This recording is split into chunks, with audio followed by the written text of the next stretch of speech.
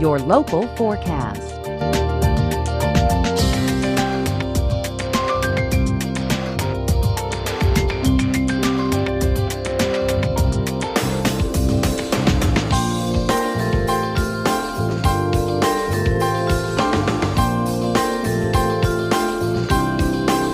Your current condition.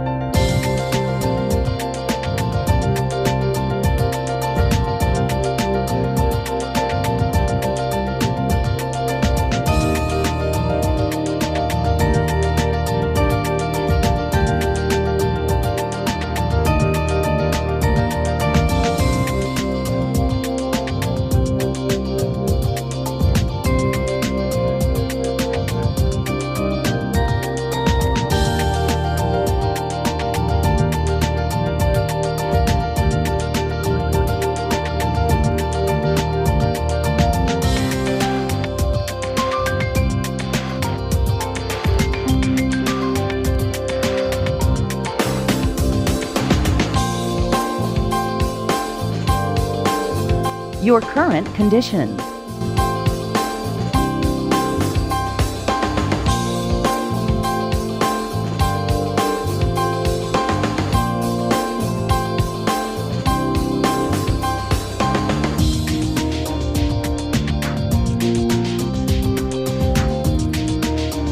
Your local forecast.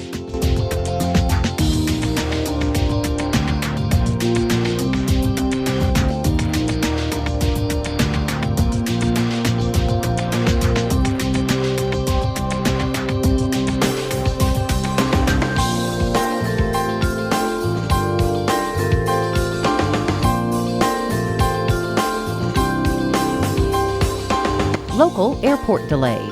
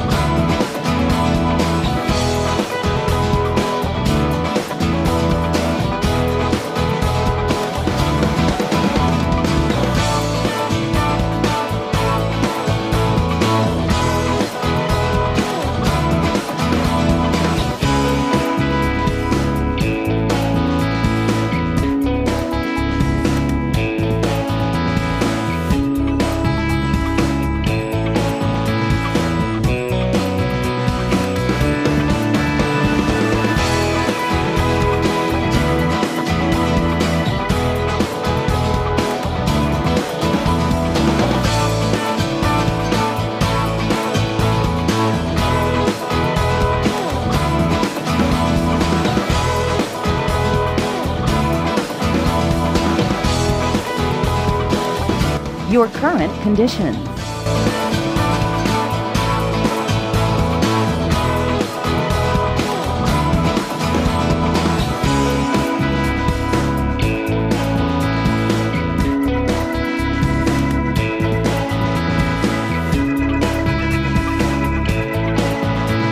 Your local forecast.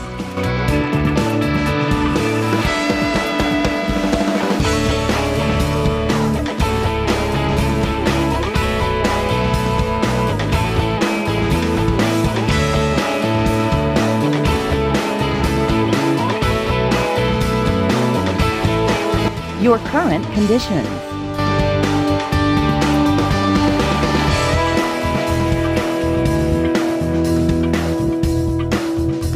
The local Doppler radar.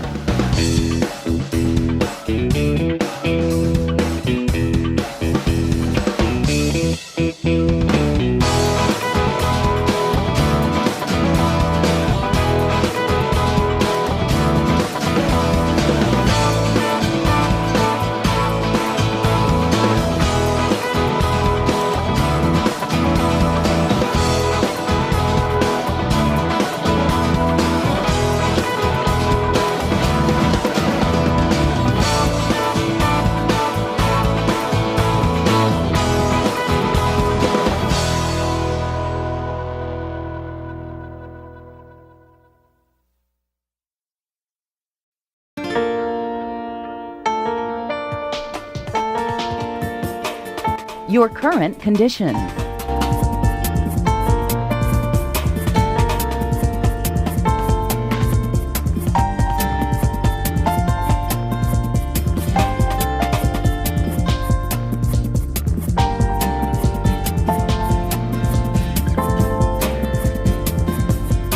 Your local forecast.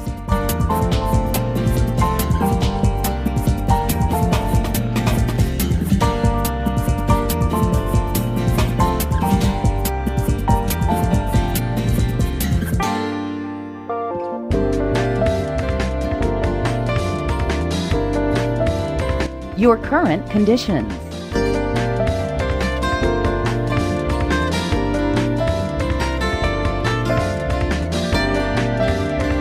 The local Doppler radar.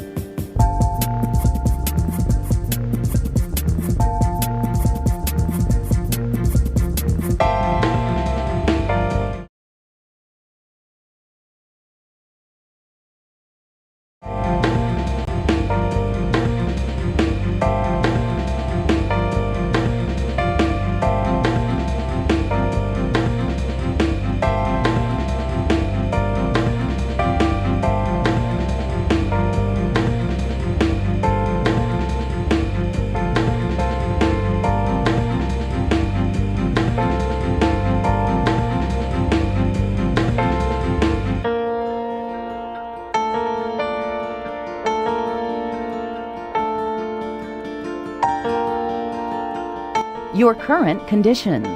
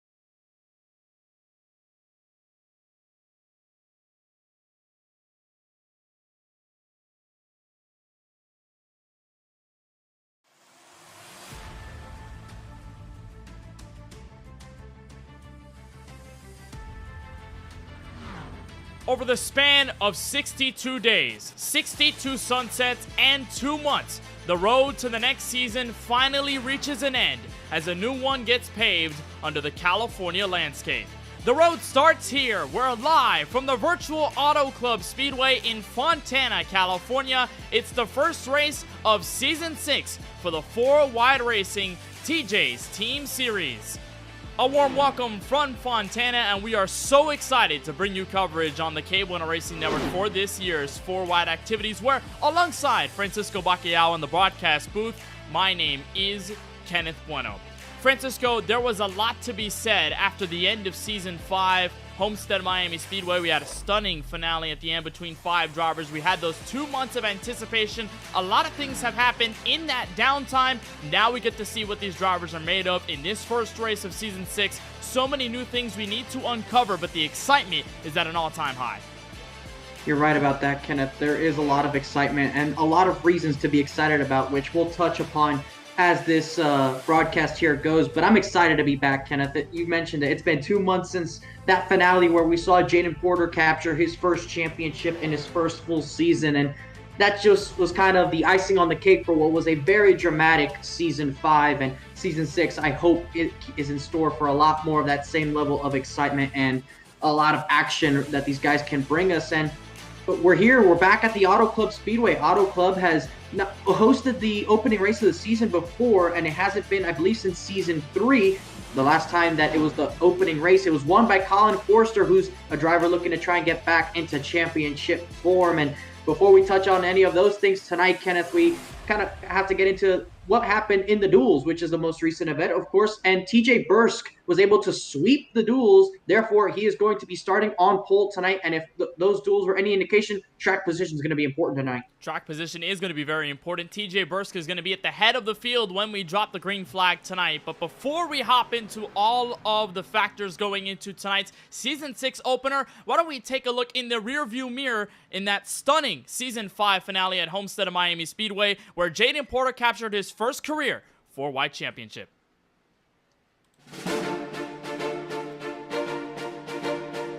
The 99 of Colin Forster are going to lead us to the green flag. 1 race to go in the season, Kenneth, and we are championship racing from Homestead. Forrester and Benson wrap all the way on the high side against that outside safer barrier. Drinking Bros Racing looking to make a tandem work at a turn 2 on the backstretch, and it will not happen. Colin Forrester to the front end, Kyle Benson to the championship lead. Loose is the 48 of green, into the 3 of Schaefer. He spins down the racetrack, hits the inside wall, will slide back up a little bit. Kyle Benson moves to the championship lead at Homestead. Jaden Porter fight for 4th against Alishire, so he's slowly trying to regain his position that he lost on that restart. Lawson Peel has a lead of 2.2 seconds over Kyle Benson with 4 lap pressure tires. You're looking at Championship 5 and race leader Lawson Peel holding out a 3.5 second gap to the next championship driver in line, Kyle Benson. It looks like Eric Schaefer, driver for Drinkin' Bros Racing, with a problem. First attempt at 3, and an overtime restart. Colin Forrester, Kyle Benson are the first 2 to see the green flag. 2 laps to go from Homestead Miami. Stonks Motorsports has a fantastic restart. Jaden Porter on the inside of Benson for the championship lead. We're 3 wide. Here they go into turn 3. Curtis Kelly with monumental help on the back bumper of the 28. Still 3 wide for the lead in the championship. Peel falls back. He's into Benson. Final lap from Homestead. And Colin Forrester sees the white flag. In his first full-time season, Jaden Porter knocks the field out and wins his first ever 4-Wide Cup Series championship. Winner at Dover earlier this season to lock him into the playoffs. Winner at Charlotte to get him into this very round. And for the first time ever, Jaden Porter is a 4-Wide Racing Cup Series champion.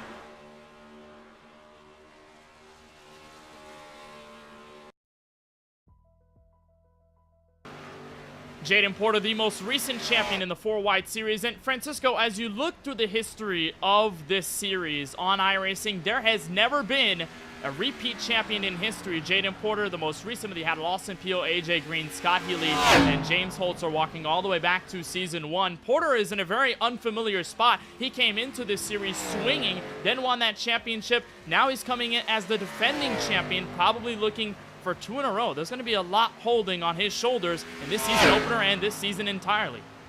And one of the things to note about each of these champions is that they won those championships in their first or second year in the series, which is important to note because sometimes a driver could just come in and sometimes they're hot right off the bat and then they're able to return with that target on their shoulders and they don't have that same kind of success. The closest we saw to someone being able to repeat that success, of course, was last season with Lawson Peel. Of course, had those 7 wins, was in contention to win that championship finale, but it's never actually happened. So Jaden has a lot going on for him in the sense that he is that defending champion. He won it in his first full-time season, and there is questions as to what now, right? Because once you win that championship, once you are a champion of a series, the next question is, well, how many more can you get? And in Jaden's case, that's exactly what is going to be asked of him by the spectators watching this, the competitors as well. Just how good is the driver of the 28 able to perform now that everybody knows he's a champion, they know what he's capable of, and can he live up to those expectations?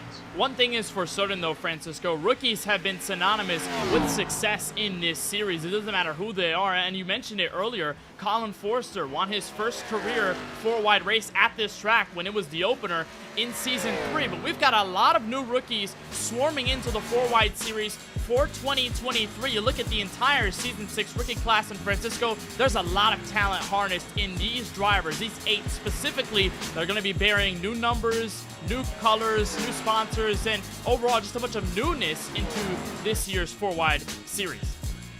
Indeed so, and we hope to see them around for most of the season. Of course, Kenneth, we hope that these guys are able to have a good season for their own sake, and of course just to be able to prove a challenge there for those top veterans. You always like to see someone new come in and be able to take the challenge right to the top, and there's several notable names here that are able to do so. A couple of guys here that are in the Bacalhau Bueno Racing stable are joining there as well, but some other guys we saw in that dual race and at the both dual races, they showed up and they were able to make some nice impressions there, running up towards the front, getting into the top 5, top 10. If they're able to do that, at least in the early couple of races of the season, I'm sure they'll be able to stick with that and take some notes away going into future races and building that confidence, which is what it's all about in your rookie season. At the end of the day, it's building that confidence up, completing all the races, completing all the laps, and trying to be there at the finish. Because, of course, to win the race, you must first finish. If it seems, though, Francisco, the rookies are trying to build any confidence, I'm certain that in this series, they already come in with a heap of confidence because we've seen them perform so well in recent memory. And you saw Mikey Neal, one of those rookie drivers for Bacalhau Bueno Racing. He finished inside the top 10 in duel number 2, made a lot of impressions there, and there are a lot of other drivers that are going to be doing so over the course of season number 6. We'll continue to talk about this season as it moves forward, but Francisco, let's get into the schedule, what we are expecting to see for this year. And I remember when you and I had to look at it for the very first time, we directly went through every single race, kind of highlighted which ones would be our favorites, which one we'd be watching out for, which new tracks are making their way onto the schedule. What strikes you the most in terms of looking at this season 6 calendar for this year? I mean, your eyes immediately have to dart to that finale, right? I mean, it's Homestead Miami Speedway once again, which delivered last year as a championship finale, and I'm very excited to see it hosting that finale once again this season with the Xfinity cars. Of course, that's something we're going to touch on later, and with the different playoff format, that's another discussion. But you look at the rest of the schedule, like I said, we're here at Auto Club tonight, and then we kind of work our way through a similar schedule as last season. We go to Nashville really early, Phoenix, Las Vegas, a little West Coast swing there, followed by Talladega. You don't see Daytona until about halfway through the regular season there, later on in the month of November.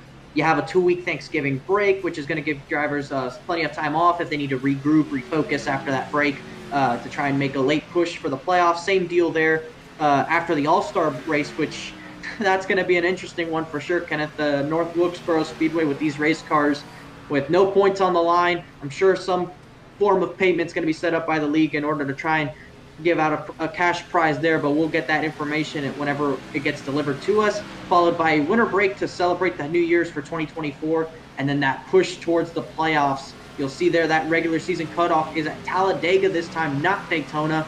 And then we go into those final 9 races of the season. And Kenneth, like I said, there's a lot of good tracks there, but Homestead Miami Speedway is where everyone hopes to be at the end of the season, hoping that their name is synonymous with a potential championship. That's 100% certain, especially with what they saw Jaden Porter do the last time we were there at Homestead. And, I mean, you and I are Florida natives. We've been to Homestead and Miami Speedway quite a bunch, so I'm sure that we're definitely not angry that Homestead is the championship finale as Tyler Murray sees fit for Season 6 of this 4-wide racing TJ's Team Series. There's also a bunch of new things in terms of rules and everything else, so we'll touch on that in just a moment, Francisco. There are so many changes for Season 6. We don't really have a playoff elimination format anymore. We're going by points. We are still having somewhat of a playoffs, but it is more so like the chase for the cup that happened back in 2004. There are now wildcard spots eligible. The 14 drivers that will make it for the championship. Drivers who get into trouble over the season will have a license penalty point system. And also the biggest thing, Francisco, that we will touch on tonight, the Xfinity Series cars making their debut in this series. You have spent so much time looking at Gen 6 Cup cars, Next Gen Cup cars for 2 seasons, but it's the first time that Xfinity cars make their way to this series, so that's going to be big as well. We touched a little bit on it in the duel, of course, Kenneth, is that this is a return to the traditional stock car. The next gen is something completely different. We've never seen anything like it in NASCAR before, and there's so much newness with that race car in terms of how it's designed, how you're supposed to drive it, how it handles, all that sort of stuff. But when you get into this NASCAR Xfinity Series car, it's kind of a return to something you're familiar with. Of course, there's subtle differences, but the general premise of how you steer the car, how it handles, the aerodynamics, and the way the tires work as well, those are things that will be familiar to many of these drivers that they've known for a long time. And I think getting quickly adjusted to this race car is going to be a little bit difficult, but once these drivers get into a rhythm that they're able to click away with this race car, I think you'll see a lot of guys be able to stand out and start to put up some good performances. This Xfinity car is a fan favorite among the servers. It's definitely up there, and I'm excited to see what it's able to do for this series. You and I have covered different races. I know you covered the Work Dynamo Design series in its entirety, but you and I every once in a while have had a couple of races with these cars, and they don't disappoint. It's a really fun race car to drive, and I think all of these guys out there are looking to have some fun. It's a big switch, though, for those that were used to driving the next-gen car, both in Season 4 and Season 5. They're going to have to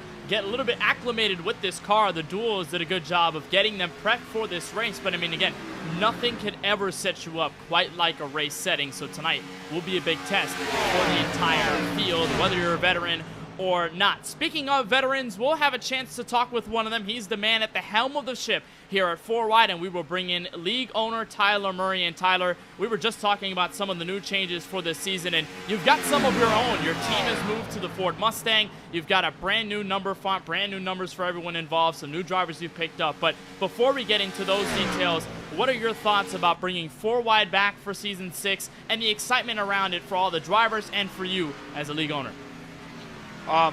Yeah, exactly like you said. There's a lot of excitement surrounding this season. You know, it's our 6th season, so we've had 5 previous seasons to kind of test things out, figure out what's going to work, what we like best, and Season 6 is kind of a culmination of all of that coming together.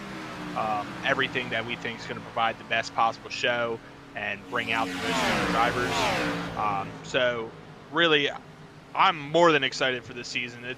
I didn't sleep last night. I've been antsy at work all day. I'm ready to take this green flag and get fired off here in these Xfinity cars. What seems to be the most exciting part about building the off-season towards this one? I know that Season 5 obviously was an intense one, especially with that Championship 5 finale, Jaden Porter being crowned a brand new champion. But in those 2 months, what were the discussions like between yourself and all of the admins to try and constantly reinvigorate this series and be innovative in a way? Yeah, so that's something that always comes up as we're coming to the end of the season. You know, we don't have set months that we decide to race. We kind of just pick a timetable where we can get a little bit of a breather, have a little bit of a break, but then get ready to fire it back up with all the recruitment races and getting into the next schedule. Obviously, the biggest thing is you don't want to take too long of a break to the point where drivers go and find someone else to race. but additionally, you want to give people time to kind of let all the tempers from the previous season cool down, all the beef and all of that, and get everybody a chance to just relax a little bit, enjoy some time with their family. But yeah, we made the decision pretty early on last season that we were going to move away from the next gen car, and it was a tear between if we wanted to go back to Gen 6 or if we wanted to try something completely untested with the Xfinity car.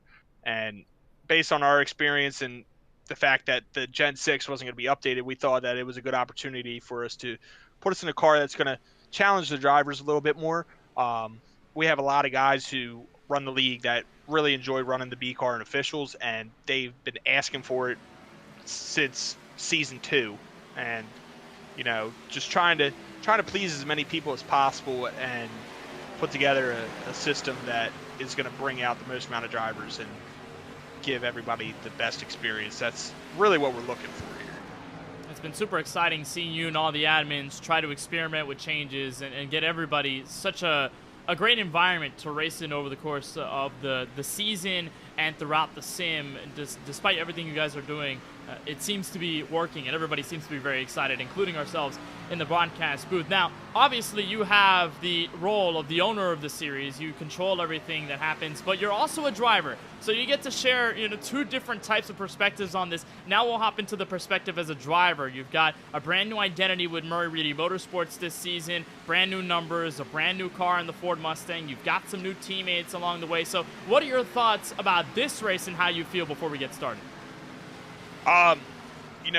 It was a huge change for us. It was a decision that we made pretty much after the season to switch from Chevy to Ford. I kind of knew that I wanted to switch because last season, looking at the 16 drivers in the playoff grid, I think all but 2 of them were in Chevrolets.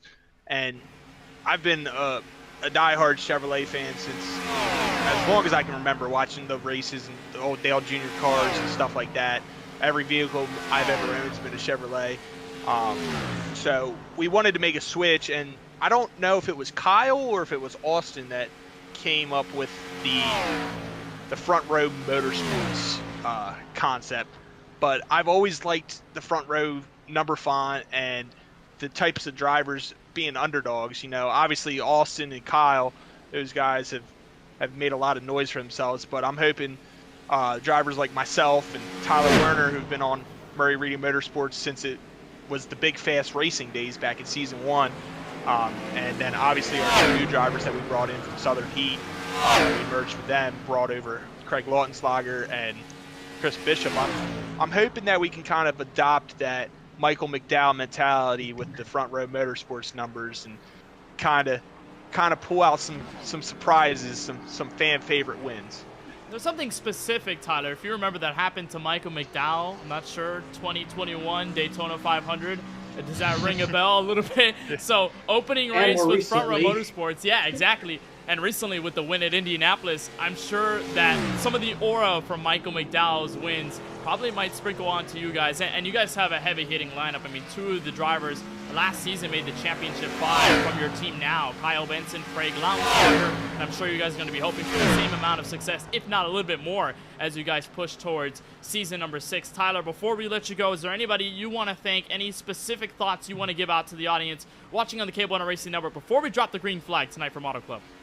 Honestly, I want to give a shout out to TJ's team coming on board and being the title sponsor of the series. It's a terrific foundation that helps raise money for families that have children going through struggles with pediatric cancer, helps cover expenses for them and stuff.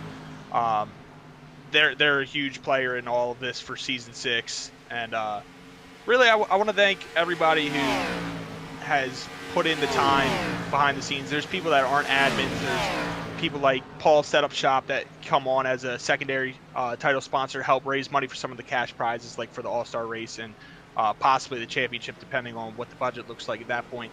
But really, a lot of these drivers just been with us since early on in the league, before I was even the owner, before I even took it over, and they've worked behind the scenes without much recognition to help bring their friends in and build the league up and create the community that we have here. And I think this season, with the guys that we've brought in, the rookie class, all the returning veterans, the guys who ran seasons long ago that have come back and wanted to run. I think we're really teed up to just have an amazing season here and really put on some good shows. It's going to be so much fun, and I can attest on behalf of myself and Francisco. I mean, we've been covering this series for a while, and every time this series comes back for another year, it really brings the sparkle back in our eyes. We are so excited to be back here for Season 6 and continue the coverage here on the Cable One Racing Network. Tyler, always a blessing, always an amazing time talking to you, and we certainly appreciate the time. We wish you the best of luck for you and your team as you guys take the green flag tonight in the opener for Season 6. Now let's rip them. Yeah, absolutely. You guys have a great broadcast. Put on a show for us. So that is league owner Tyler Murray, driver for Murray Reedy Motorsports and driver of the number 36 Ford Mustang. Now, while Tyler is, of course, the man at the helm of the ship, he's got a lot of admins around him. This series probably would not have been possible without the support of TJ's team, the brand new title sponsor of the series. And with that, we'll bring in one of the rookie drivers who runs on behalf of TJ's team, Travis Anderson. We'll get his thoughts before we head to the green flag from Auto Club. First of all, Travis, we appreciate the time. Thank you so much for joining us here on the Cable One Racing Network. We want to ask you about TJ's team involvement with 4 Wide for this season of the series. Talk to us a little bit about what TJ's team does, your insight on it, and of course their involvement with the series for 2023. Yes, my wife and I, we started TJ's team after we lost our son to cancer in 2018. What we do is we help families with expenses, housing, utilities expenses, things like that while they're in treatment with their children for cancer. A lot of people don't realize this, but about 1 in 3 families end up having to file bankruptcy from costs associated with pediatric cancer treatments. I got involved with 4 Wide Racing when I met Tyler Murray through some mutual friends. Austin Reedy, who I sponsored in another league, introduced us, and Tyler really believes in what we do. He's a great ambassador for TJ's team, and Austin is as well. He carries us in the MPI series, which just it really helps us push our message, especially with the COVID transitions that happened. So really grateful for those guys, and can't wait to have a great season this year. It's been really exciting seeing the partnership that you two have had and slowly building over time. And I remember, I believe it was IRP where TJ's team was represented there with Chris Hacker when he drove his Toyota Tundra TRD Pro there back in 2022, and Tyler was there. I remember he posted on Twitter about it.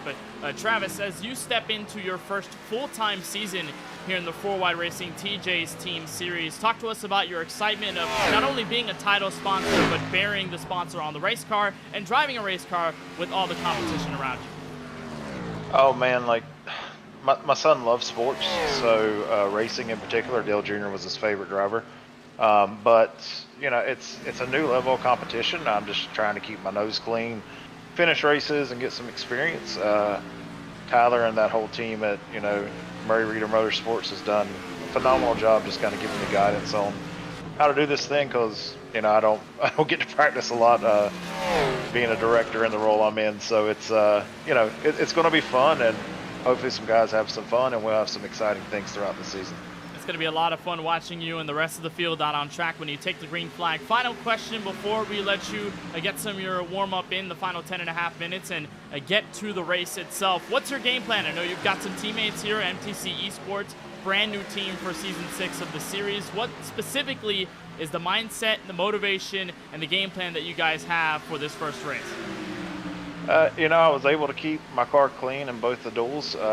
Bishop and I had a little bit of contact there in the first one, but just keep the car clean, keep all 4 tires going in the right direction, and ride around, see what we've got for the last part of the race, and hopefully just bring home a clean car.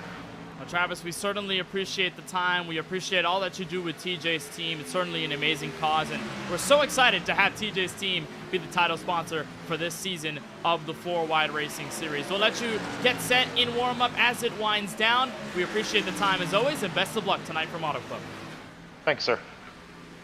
So that is Travis Anderson, one of the drivers, Francisco, in the rookie class for this season of the 4 Wide Racing TJ's Team Series, and always great to have him as a part of the series with the big collaboration between TJ's team and 4 Wide for this year. We still have about 10 or so minutes left in warm-up, and like you talked about, Francisco, we had dual races to set the field for tonight. We are not going to have a typical 10-minute qualifying session. Instead, we'll just be taking the green flag as soon as warm-up ends, and we'll have all the drivers on the starting grid. And boy, the duels were absolutely insane. Unfortunately, we did not have coverage of the first duel due to some technical issues, but we finally got duel number 2.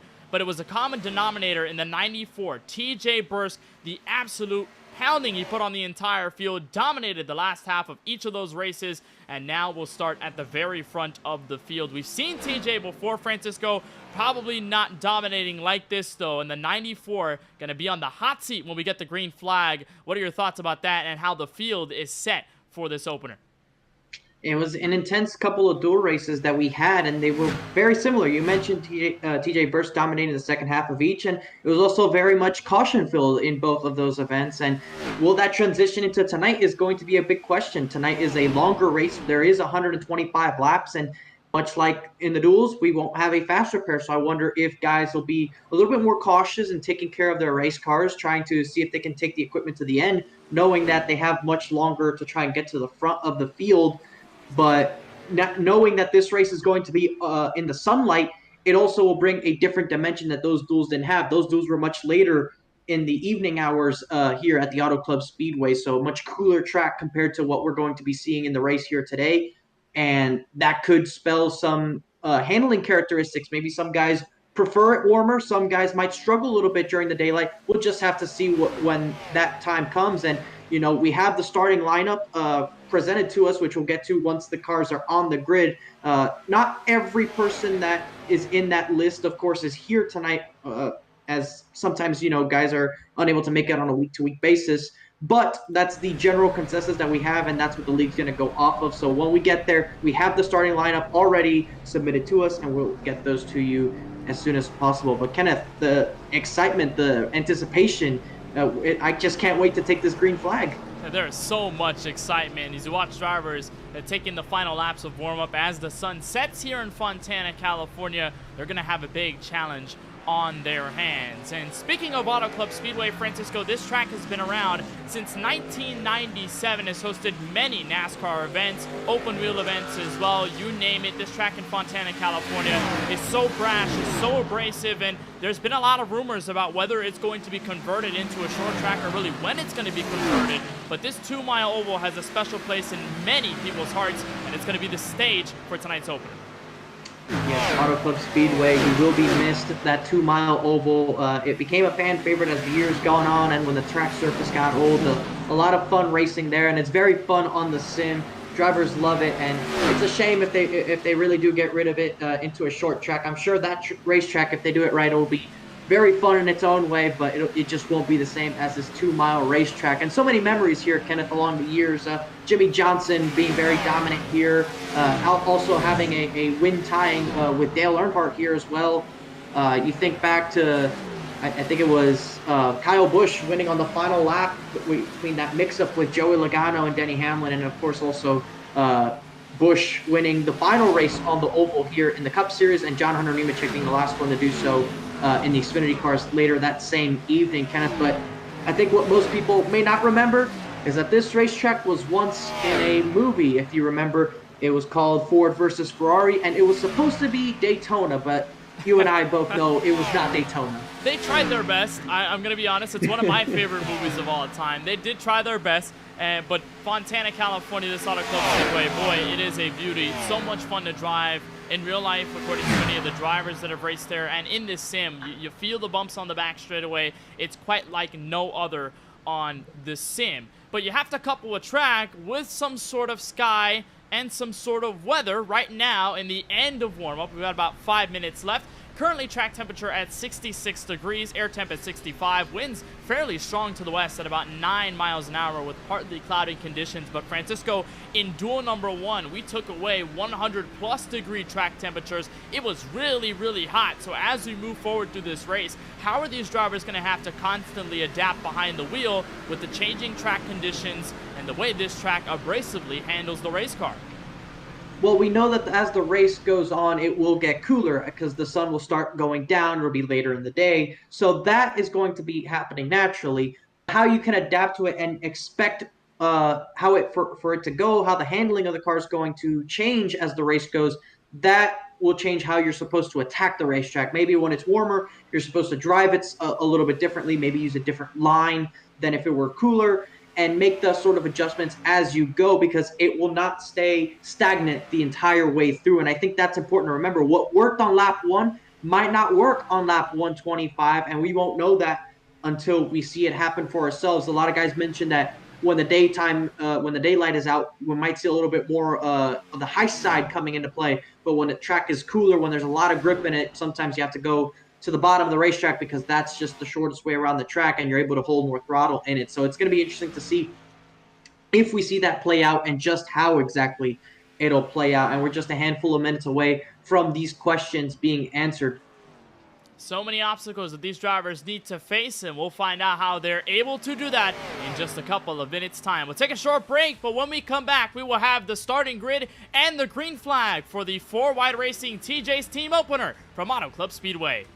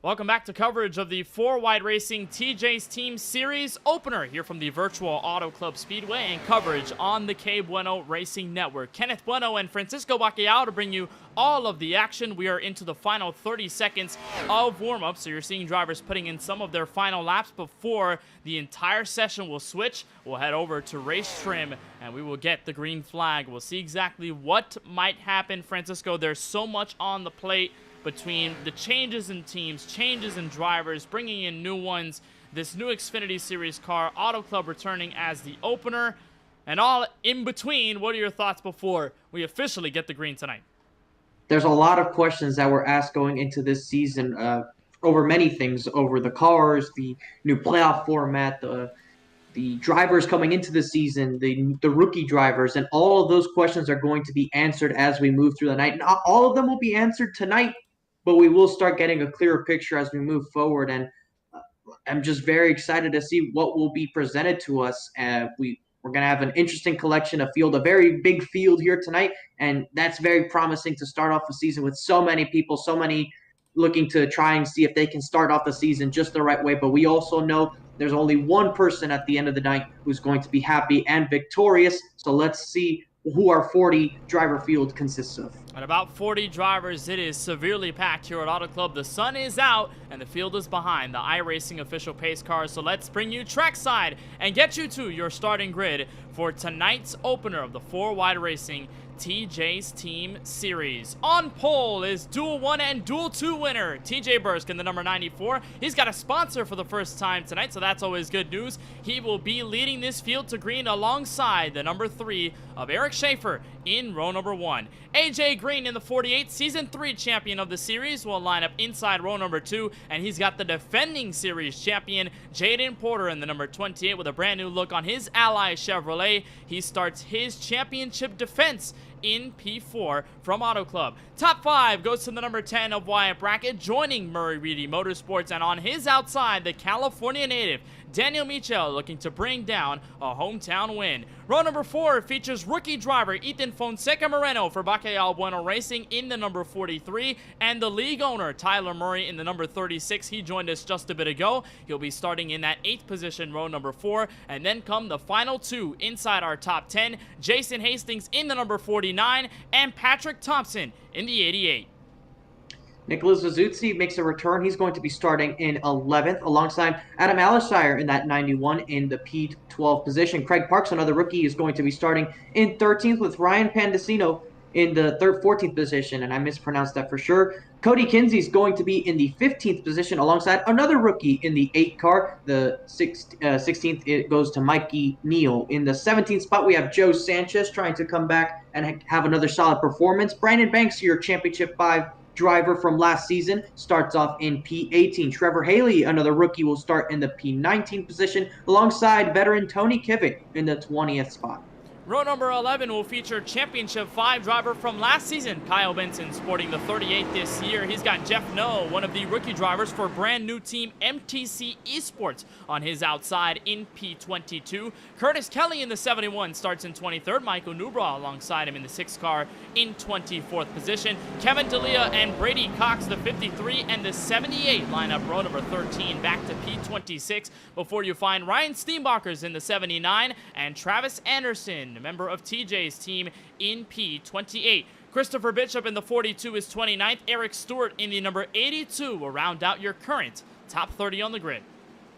Craig Laumslugger, another driver from that Championship 5 last season, is going to start 31st with another driver from that same Championship 5, Lawson Peel, looking to try and get a good start to his season. CJ Munier will start in the 33rd spot alongside Jesse Prees in that 34th spot.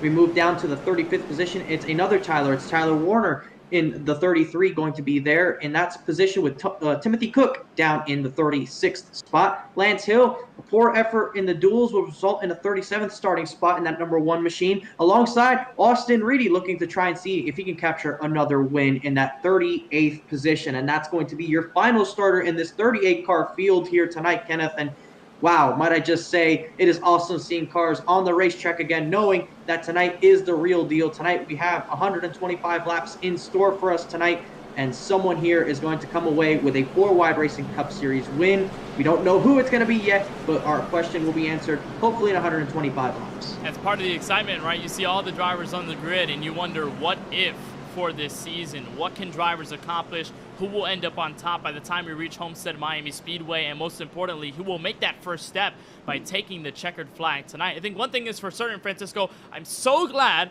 that we haven't had the sim crash on us yet. We had that problem during coverage of the duels. Okay, well, hopefully when we get the green flag, we'll have the drivers actually get into turn 1 and not have a blank screen for all those watching on the K1 Racing Network. But we, again, are so excited to have you a part of the action. It's our first ever coverage of 4-Wide since the ARCA series a long time ago here on KBRN. So we are very, very happy to have all of you watching at home, wherever you may be, as we get set for this opener of the 4-Wide Racing TJ's Team Series. TJ Bursk, the pole sitter, is going to be on the outside of the front row, so going to be interesting to see how he handles the driver behind him, defending champ Jaden Porter in the number 28. Eric Schaefer, we've seen a lot of highlights out of him during his time in the series. He's going to be pushed by Season 3 champion AJ Green in a brand new manufacturer for Stonks Motorsports, Toyota Supra, for the very first time.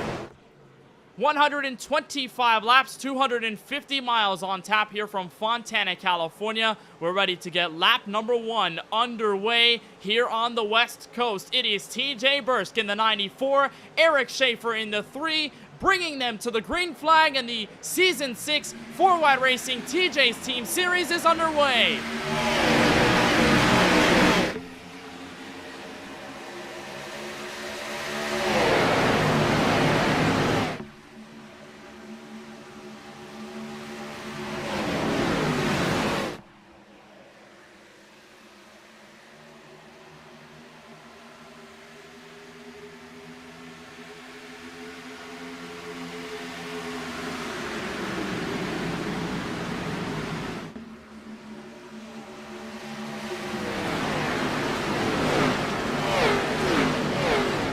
And off turn 4 to the first lap, and TJ Bursk leading lap number 1, a frisky opening lap. Several cars moving all over the racetrack, using this very wide racetrack to try and gain positions all the way to the Eric Schaefer settling into that second spot. Jaden Porter blinking just a little bit. He's trying to battle for that third position. There you see the 48 of AJ Green on the outside. Daniel Michel's moved up into the top 5, Kenneth, but already early on in a spin, further back in the field, a crash. A couple of cars going around at the very back of the field. There you see a car slamming the inside wall. A couple of cars around the racetrack, and I think the 36 of Tyler Murray has caught some air there on the back straightaway. I saw the rear end of the car jack up. I'm not exactly sure how that happened. There you see the 24 of Travis Anderson involved there, but there you see that's actually the 38 of Kyle Benson. Those front row motorsports cars looking very similar there. But Kyle Benson, not the start of the season he wanted. Severe damage on his Ford Mustang. You see the 89 of CJ Munier, he's already hit pit road. The 17 of Craig Parks also got some damage in that opening incident. It looks like the 24 Travis Anderson either barely got away from that or did pick up some damage. He was near the rear of the field when this bit of contact happened, and caution is out early on lap number 3. We'll see exactly what might have triggered this entire accident, but it was right out of turn 2, Francisco. That was the trouble spot for these drivers, and I saw Trevor Haley in the 4 get out of shape at first, but this is a look at what happened. 3/4 wide on the back straightaway. So it looks like right there the 4 cars drifting up the racetrack on exit, gets into the side of that 17 and spins down the racetrack. The 17 gets into the wall. Look at that impact for the rear of Kyle Benson, sending him up in the air, much like Carl Edwards did a couple years ago. A very vicious impact with the 89 of CJ Munier there, so we're right on board with him now. There you see him. The incident happens out front. He gets kind of a little bit of contact there, and then all of a sudden, wham! Right into the rear of that race car, sends him up into the air, and that's going to severely damage that race car, not just for him, but as well as CJ Munier. And we mentioned it in the pre-race, Kenneth, but it's important to mention this right now, considering how early in the race this is. No fast repair for any of these guys, so if they have significant damage, that's going to extremely hamper their race or absolutely end it. And for the 38 of Benson, he's going to be on an uphill climb all night long. This was the first bit of contact between Trevor Haley and the 17 of Craig Parks, 2 of the rookie drivers here in this 4-Wide Racing TJ's Team Series for Season 6. Despite the contact that initially created the chaos, the 4 car does a nice job of keeping it off of the inside wall, and he's got pretty much no damage on his Ford Mustang, so he's going to be able to continue just fine. But for all of those other drivers involved in the incident, they're going to get a heap of damage, and the caution is out for the first time here from Auto Club. So we had a bit of racing at around third on back, but for first and second, that's already decided, much like it was on the starting grid. TJ Bursk leading this race, Eric Schaefer right behind him. And you brought up a very good point, Francisco. There are no fast repairs in this series, which means drivers like Kyle Benson, with the damage they accrued in that crash, they're going to have to spend all that time down pit road, and right now it is climbing up to almost a minute on the pit box, probably looking at being at a lap down or more, and for a Championship 5 driver from last season, this is a heavy hit. And considering I see no rear clip on that race car, Kenneth, it's going to be some extensive damage repairs as they see the zero freeze get back going once again. So that 38 is going to spend a good bit of time on pit road, just making sure the car can go out there and actually move around the racetrack. I don't think that car is going to be as competitive as it was before with no rear clip like that. So There you see him actually going out back on the racetrack again, maybe completing the required repairs on that damaged 38 car, but still missing a rear clip. That car is not going to be as fast as what it was, and he's already lost at least a lap, Kenneth, so that 38 car is going to be hoping for some attrition because right now he is down outside the top 35, so to get a decent result here tonight, he's definitely going to need some attrition to try and help him boost him up the standings. You don't want to get yourself into a hole this early into the season. We mentioned how there's no win and in format anymore. It's all about points. He knows how he made the playoffs last season, Kenneth. I'm sure somewhere the competitor in him does not want to have to go back to that same kind of problem. He wants to be able to make sure that he gets in on his own right. He spent a lot of Season 5 with his back up against the wall. Of course, with the unforeseen circumstance of tearing his ACL, the things that happened to him in that year, still managed to get to the Championship 5. But you're right, Francisco, the fact that right now he is on that uphill climb, he's got his back against the wall. Again, he does not want that to continue to be the trend over the season, where that points format is really going to punish you if you don't play consistently throughout the year. That 38 car is going to rejoin the field in P34 and make that around 3 to 4 Murray Reedy Motorsports Ford Mustangs that are beneath the top 30, of course, including Tyler Warner, Christopher Bishop, and Austin Reedy, who started 38th and dead last in tonight's opener. Pace car is down to the left. TJ Bursk will be helped by Daniel Michel. They'll get into the restart zone, and an early hop on the gas pedal for DJ Bursk, and we're back under green from Auto Club, lap number 5. That leader just has such an advantage being able to launch whatever they decide, and it's up to the rest of the field to just kind of judge, and it's tough to guess. You don't want to go before them, but you have to kind of react most of the time, and unfortunately from second on back, it's a tough time having to guess to the leader, and AJ Green able to slice his way up in front of Eric Schaefer, so move him up to P2. There you see him off the rear bumper of that 48 down towards that number 3 going into turn 3. Jaden Porter looking to the inside, unable to get there. Daniel Michel's going to try and roll that outside and see if he can battle Porter for that 4th position. Trying to get there, but you'll get in the draft, and they're going to be both single file, but here comes a challenge for the race lead. AJ Green had a big run out of turn 4. He looks to the inside of the 94 for the lead entering turn 1. Question is, will he have it? The answer is an immediate yes. AJ Green, Season 3 champ, good race leader. Up into the front of the field, and we saw him very fast in the most recent race. We saw him in Kenneth back at Homestead. He was able to take it the way there, so picking up right where he left off, close to the front of the field, trying to see if he can finish one spot higher, as there's the 20 to Porter. He got passed by the 25 on the previous lap, and behind him now, side by side, is one of his rookie teammates, that 43, Ethan Fonseca Moreno, up in the San Jose area in California, trying to see if he can take a home state win. He's got some work to do, as there's the 91 of Alshire moving to the outside, helping that 10 car try and get around him. The Buckley Albueno Racing teammates working together. Contact up in the front. TJ Bursk, I got hit. He went sideways, but he did save it. AJ Green is going to remain in the lead, but now the 94 is trapped in the middle, 3 wide. And the outside had to check up. Here comes Porter and Fonseca Moreno to the inside. The 28 going to get the help from the 43. Might have the advantage on Daniel Michel. Almost make it 4 wide as the 91 of Adam Alshire comes out of nowhere in turn 4.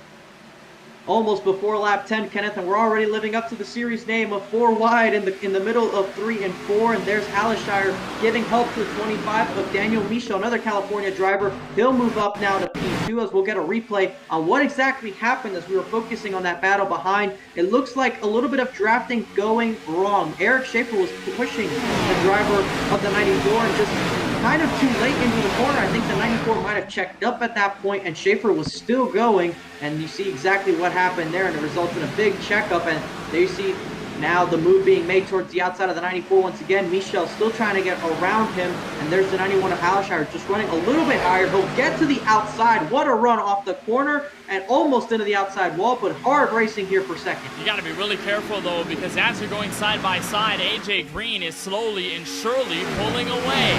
The 25 has no help on the inside, and draft is going to be a big topic of conversation, Francisco. Here at a track like this, it's 2 miles long, you've got multiple lanes of usage, and you're spending a lot of time on the throttle. You need to make sure you have some sort of drafting help.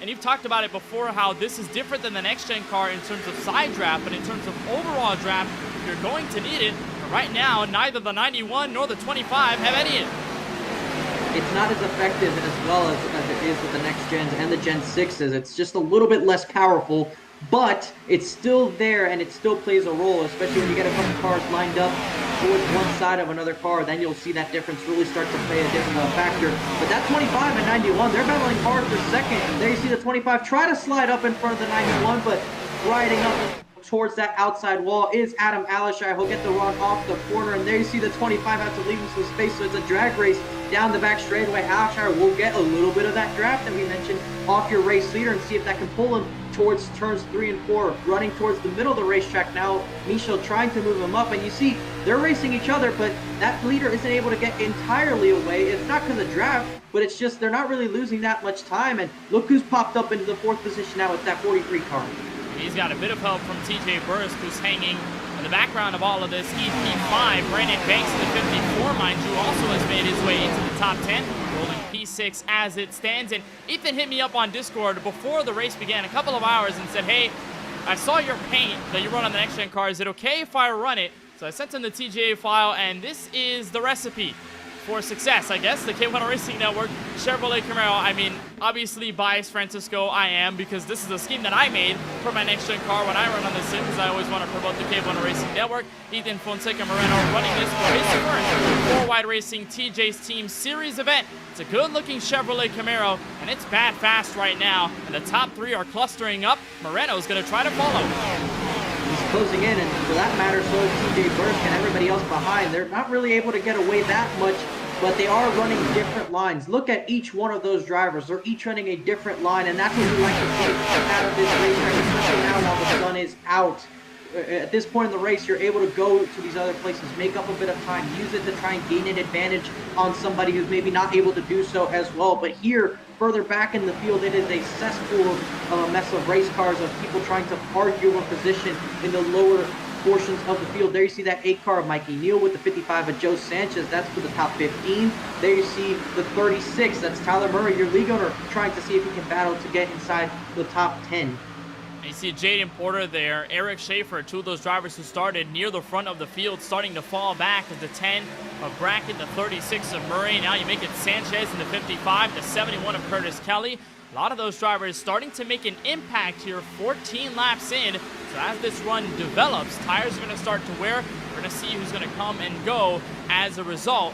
And so far, it looks like the 28 a bit on the back foot now, starting to fall back. Got some drivers there giving him some pressure for some positions. Now, mind you, there were a lot of drivers that moved up from the back of the field, one of them being Lawson Peel, who was the Season 4 champion of this series, won 7 races in that year, won basically equal the amount of races in Season 5, made the championship 5, and unfortunately did not get the trophy. A checkered flag at Homestead of Miami Speedway, but it's a brand new look. Thanks to the sponsor on his Chevrolet Camaro, still sporting the Drinking Bros Racing number 12. We've grown accustomed to see. He's up to 17.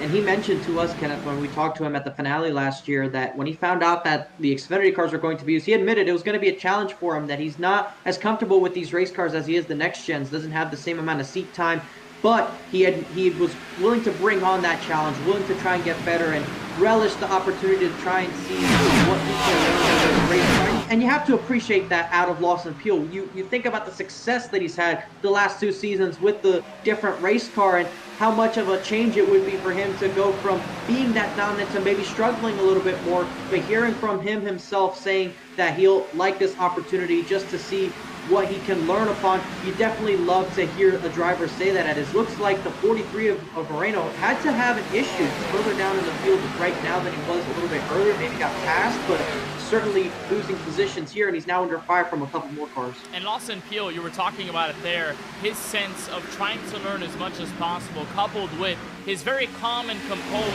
driving style. His nickname to many is the Iceman, just because he doesn't really show a lot of emotion, but he is super fast. He gets behind the wheel of a race car no matter what it is, and so him basically asking to welcome the challenge of these Xfinity Series cars for this season. It shows you just how adaptive of a driver he is and just how composed he is at learning new obstacles and trying to overcome them. Now, as he moves up into the 17th spot, he continues to try and weave his way through the field. It's been his slow progression here, lap number 17, but we'll keep an eye on the Season 4 champion of the series. We've got a battle for the race lead. The 25 of Daniel Michel has spent a lot of time behind this 48, and he's had enough of it. To the inside in turn 1.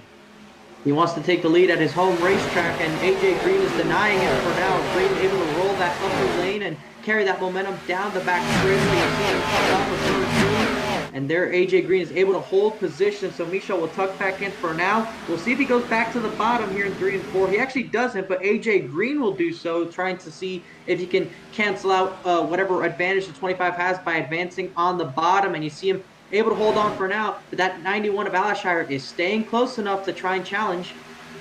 He's staying there at the moment. He's going to go to the inside, so he'll try and give some of that support to the 25 down the front straightaway, but it looks like it won't be enough to give the 25 the race lead for certain. And TJ Burris, who we saw lead this race from the front, he has just been hanging around in that P4 spot. Not much to write home about as of the moment, but it may be good enough to survive on the long run. And if we can be there by lap number 30, by lap 40, once we get into green flag stops, if we get to that point, that 94 is going to be in the conversation, and this top 5 or so are clustering out of turn 4. The 25 stays on the inside of the race leader 48, and the 94 has the draft of the 91, 2 by 2, going back to turn 1.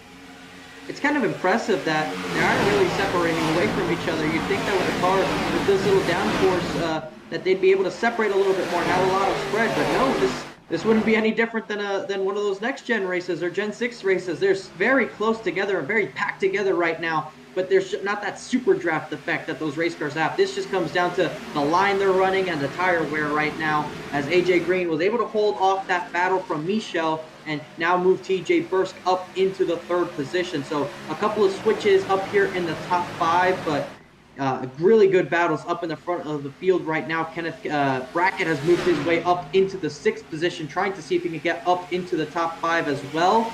Mikey Neal's gotten back into the top 10 after losing a couple positions. James Gordon down to the 15th spot. So Lance Hill has really made a gain in this race, Kenneth. He started towards the second to last row of the field, and he's now inside the top 20, right behind Field. There you see him right there in that one car, trying to see if he can work his way up through the field again, and a spinner further back. Now one car around near the rear of the field, and it is Austin Reedy, driver of the 34. It looks like he did hit the wall on the inside of the racetrack, but he is under the racing line, so we are going to stay green, and this night has gone from bad to worse, Francisco. The driver of the 34 started dead last in this field, almost about got caught up in that incident on lap number 3, and now heavy rear-end damage as he'll try to limp it to pit road.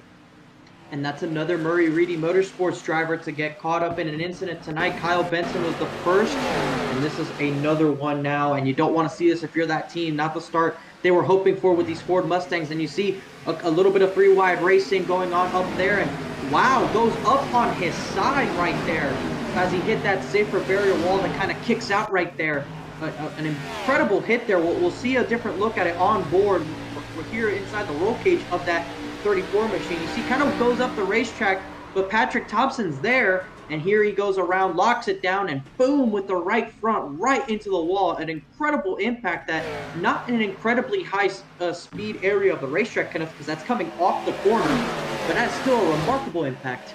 A huge hit to that inside safer barrier, and that might just send Austin Reedy home in this first race. We saw what happened to his teammate Kyle Benson on the opening incident on the back straightaway, and he's still in this race, but we had 2 casualties now be DNFs here. Craig Parks in the 17, his rookie start does not go the way he planned it to be. The 89 of CJ Munier, both of them out of the race. Austin Reedy will fall 2 laps down as the field comes back to turn 1, now in the hands of TJ Burst, who was hanging around the top 3 for a fat minute until he finally got around AJ Green and Daniel Michel. Now those 3 leading the field on the inside of 1 and 2. When you look at the AJ Green and Daniel Michel duo, both of them finished inside the top 10, Francisco. Last time we were here at Auto Club Speedway, mind you, it was with the next-gen cars, but it shows you not only their strength as drivers, but their adaptability. They've been able to really get used to these Xfinity Series cars,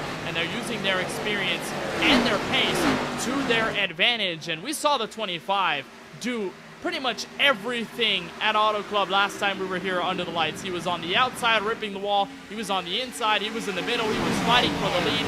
He was putting on a show. It looks like tonight, no different, but they've fallen to the 94. Drivers have a way of being good at their home racetrack, Kenneth, regardless of who it is, and Daniel Michel, no exception. He enjoys racing at home. He knows that he can just drive to the racetrack instead of flying there, and he's trying to see if he can capture an opportunity to win a race. He was able to get that win at Road America last season, Kenneth, with that exciting finish with the last lap pass on Lawson Peel, but right now his focus on trying to get a win on an oval at his home racetrack, and he's got 100 laps before he can do that, but so far so good for him in that top three. See Lawson Peel now trying to move up. This is for the 12th position to try and get past teammate Joe Sanchez, and going into turn one, looks like Sanchez might just give that one to him for now, so Lawson Peel almost into the top 10. Well, we'll get around his Drinking Bros teammate, which have expanded that team to 2 different camps. So you've got about 4 or 5 drivers on each team. Lawson Peel and Joe Sanchez are part of that group. Brandon Banks, you've got obviously the Eric Schaefer machines, Michael Newball, the team captain, Jesse Breeze joining the field. Craig Parks in the 17, who unfortunately had that incident taking him out of the race. Eric Stewart in the 82 is a part of the team. And then you have Jason Hastings for Drinkin' Bros Racing 2 with Sanchez, Peel, Cody Kinsey, Tony Kibbett, and CJ Munier, who also is out of this race. So DBR has fully expanded, Francisco, and that could spell trouble to the rest of the field, mind you. We have mentioned so many times the level of competition between the different teams in this series. Drinkin' Bros Racing at one point had about 3 or so drivers in the championship, 5 back in season 4. You have Stonks Motorsports, the foothold they've put on the field for a little while. And then you've got Bacalhau Bueno Racing winning the title last season. Murray Beatty Motorsports have been so good as of late. So when you look at the different teams, and DBR, I guess they just saw the challenge from everybody else and said, we're going to expand. We're not going to let anybody have a shot at that championship. So much so they just went flatline with it and called it DVR1, DVR2. Normally they have a satellite name, but no, they've just said, no, this is the SpongeBob movie. We'll just name it 1 and 2. Yes, exactly. And Peel's doing a fantastic job. Look at him slide into 10th here, pass. right in front of Tyler Murray, and he's going to get a 2-for-1 most likely. That's the 49 of Jason Hastings. So at the moment, it looks like it's not really a challenge at all, Francisco, of whether Lawson Peel can rip this next-gen car, or rather this Xfinity Series car, for Auto Club. He could do it with a next-gen car. He won the last time we were here. Now he's moving underneath Jason Hastings for 9th. And a lot of this car does come down to tire saving, especially. If you can save your tires really good, it rewards itself. For almost 25 laps into this green flag run since the initial caution of the race. So to see him still be able to make moves like this, he's still a bit away from the leader in terms of being able to get up there. But the fact that he's gone from where he started to this part of the field is very impressive to see out of him. As there you see Ethan still battling away with Eric Schaefer. That's for the 6th position, as there's your top 5 all together on the racetrack. Haven't really been able to break away. The 55 or the 54 with Brandon Banks in that Reese's machine has gotten his way up there as well. But Mikey Neal has made an appearance. He had moved the back up into the top 10 a handful of laps ago, and all of a sudden he's up in this top 5 battle. And Mikey Neal ended up in the top 10, the only rookie driver to make it into that group of drivers in duel number 2. Boy, he's put on a show. He's bearing the rookie stripes for Bacalhau Bueno Racing, and might have a move here made on the 54 of Brandon Banks. He's got the outside dialed up. He has the draft of the 25 right in front. The question is, can he officially complete this pass? The Carolina Hurricanes Chevrolet Camaro brewing up a storm here into turn number 3 as he gets on the outside of the 54 and still side by side for that 4th spot. He's got it. And look at that move he made. He moved down enough on the racetrack to force Banks to have to back out of that one to avoid sliding up into him, and that'll give him not just the position but the momentum down the entire front straightaway, more than securing that spot for the next handful of corners and trying to see if he can now catch up to that 25 of Daniel Michel. There you see the 94 all the way to the outside wall, getting extremely up there, didn't hit it, but he went as high as you want to try and go up there on the racetrack. There you see Banks now has fallen to that battle with Schaefer, as now you're on board with your race leader, looking back at AJ Green as he runs around this racetrack. And Kenneth, like I said earlier in this race, everybody's using a different line. You don't really see everybody using the exact same line. All sorts of lines are being used right now. everyone is experimenting here at Auto Club Speedway, and that's the magic of a track like this. You have so many options available to you. You can take either line and still be as fast as possible. AJ Green still trying to break the defense of the 94, and as you watch TJ Bursk rip the wall here at Auto Club Speedway, boy, that is a beauty to see him get that close to the safer barrier and still not hit it. Mikey Neal in a fight with the 25 of Daniel Michel, and boy, this has turned into a cluster because you look at Eric Schaefer and Ethan Fonseca Moreno making it a 5-car battle. How about 3 wide? That's a PBR sandwich Michel was stuck in.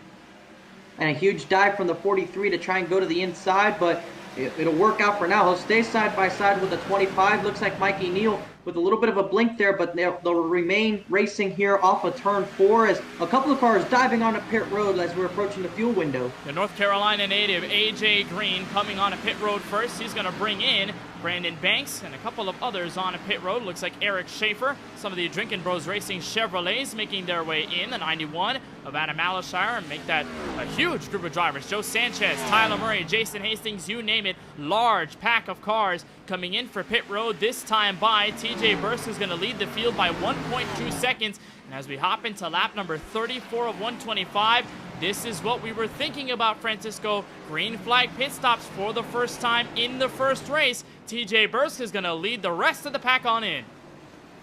And look at that dive by Mikey Neal to the inside to try and gain those positions before getting onto pit road, and he'll do so. He'll get ahead of those 2 cars he was battling. But we'll see a difference here, Kenneth, between the cars that pitted on lap 32 and those that pitted on lap 33. A lot more came in on 32, and whilst one lap will make a difference out on the racetrack in terms of where they'll exit, those guys that waited a lap will have a slight advantage in the early portion of the following run. They might have just that little bit of extra tire life to gain a 10th or 2 as they start to age. As there you see the cars exiting the racetrack, racing each other now as they work their way into 3 and 4, and then we'll cut back, see those that had just pitted, and we should see them start to make their way off of pit road. As there you see a couple more now working their way back onto the pit road. There you see the 88 of Patrick Thompson being one of them. And it looks like those drivers that pitted on lap 32 will get ahead of those that pitted later on, as it looks like the 2 car there having a little bit of a slow pit road.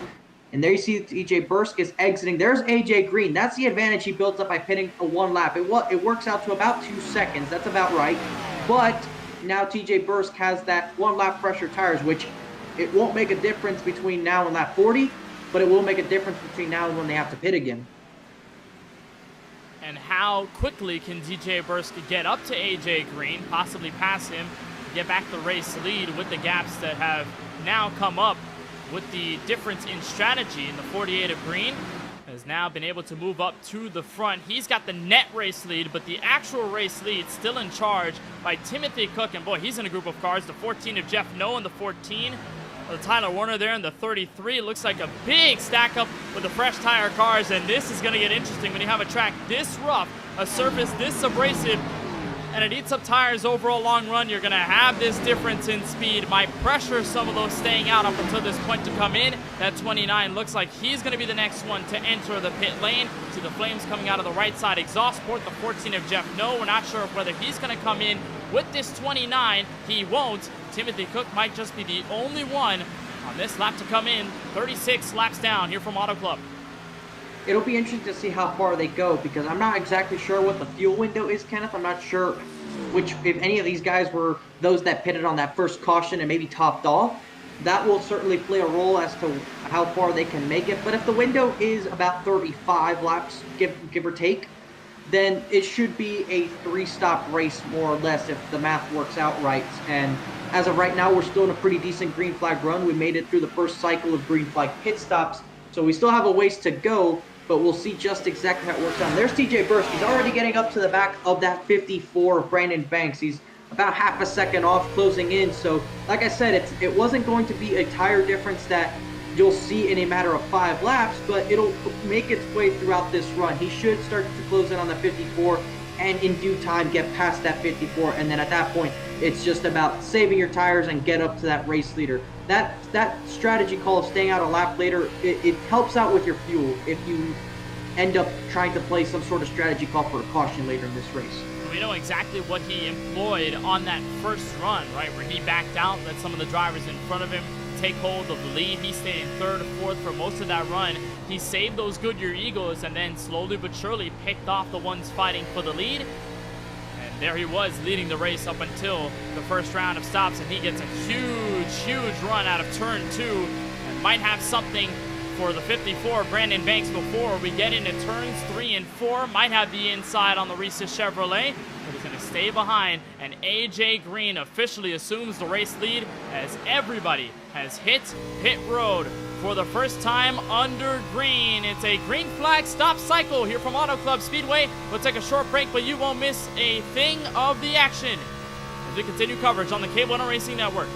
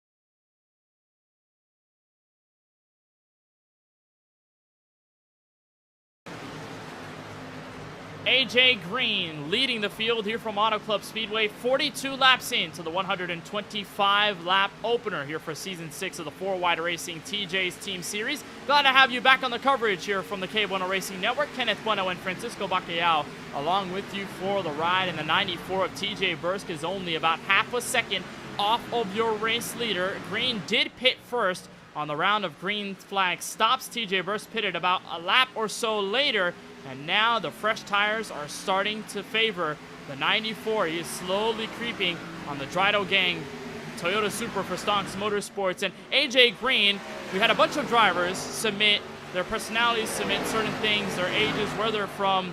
So we got a little more information on who the drivers are for this series. We can give you a little more of their personalities. We had one of the questions be your most useful iRacing skill. AJ Green said, I'm able to make people mad really easily. I'm sure he's probably making some of the field mad at this stage of the race with that undercut, but looks like TJ Bursk might have some sweet revenge with the pace that he's putting on right now.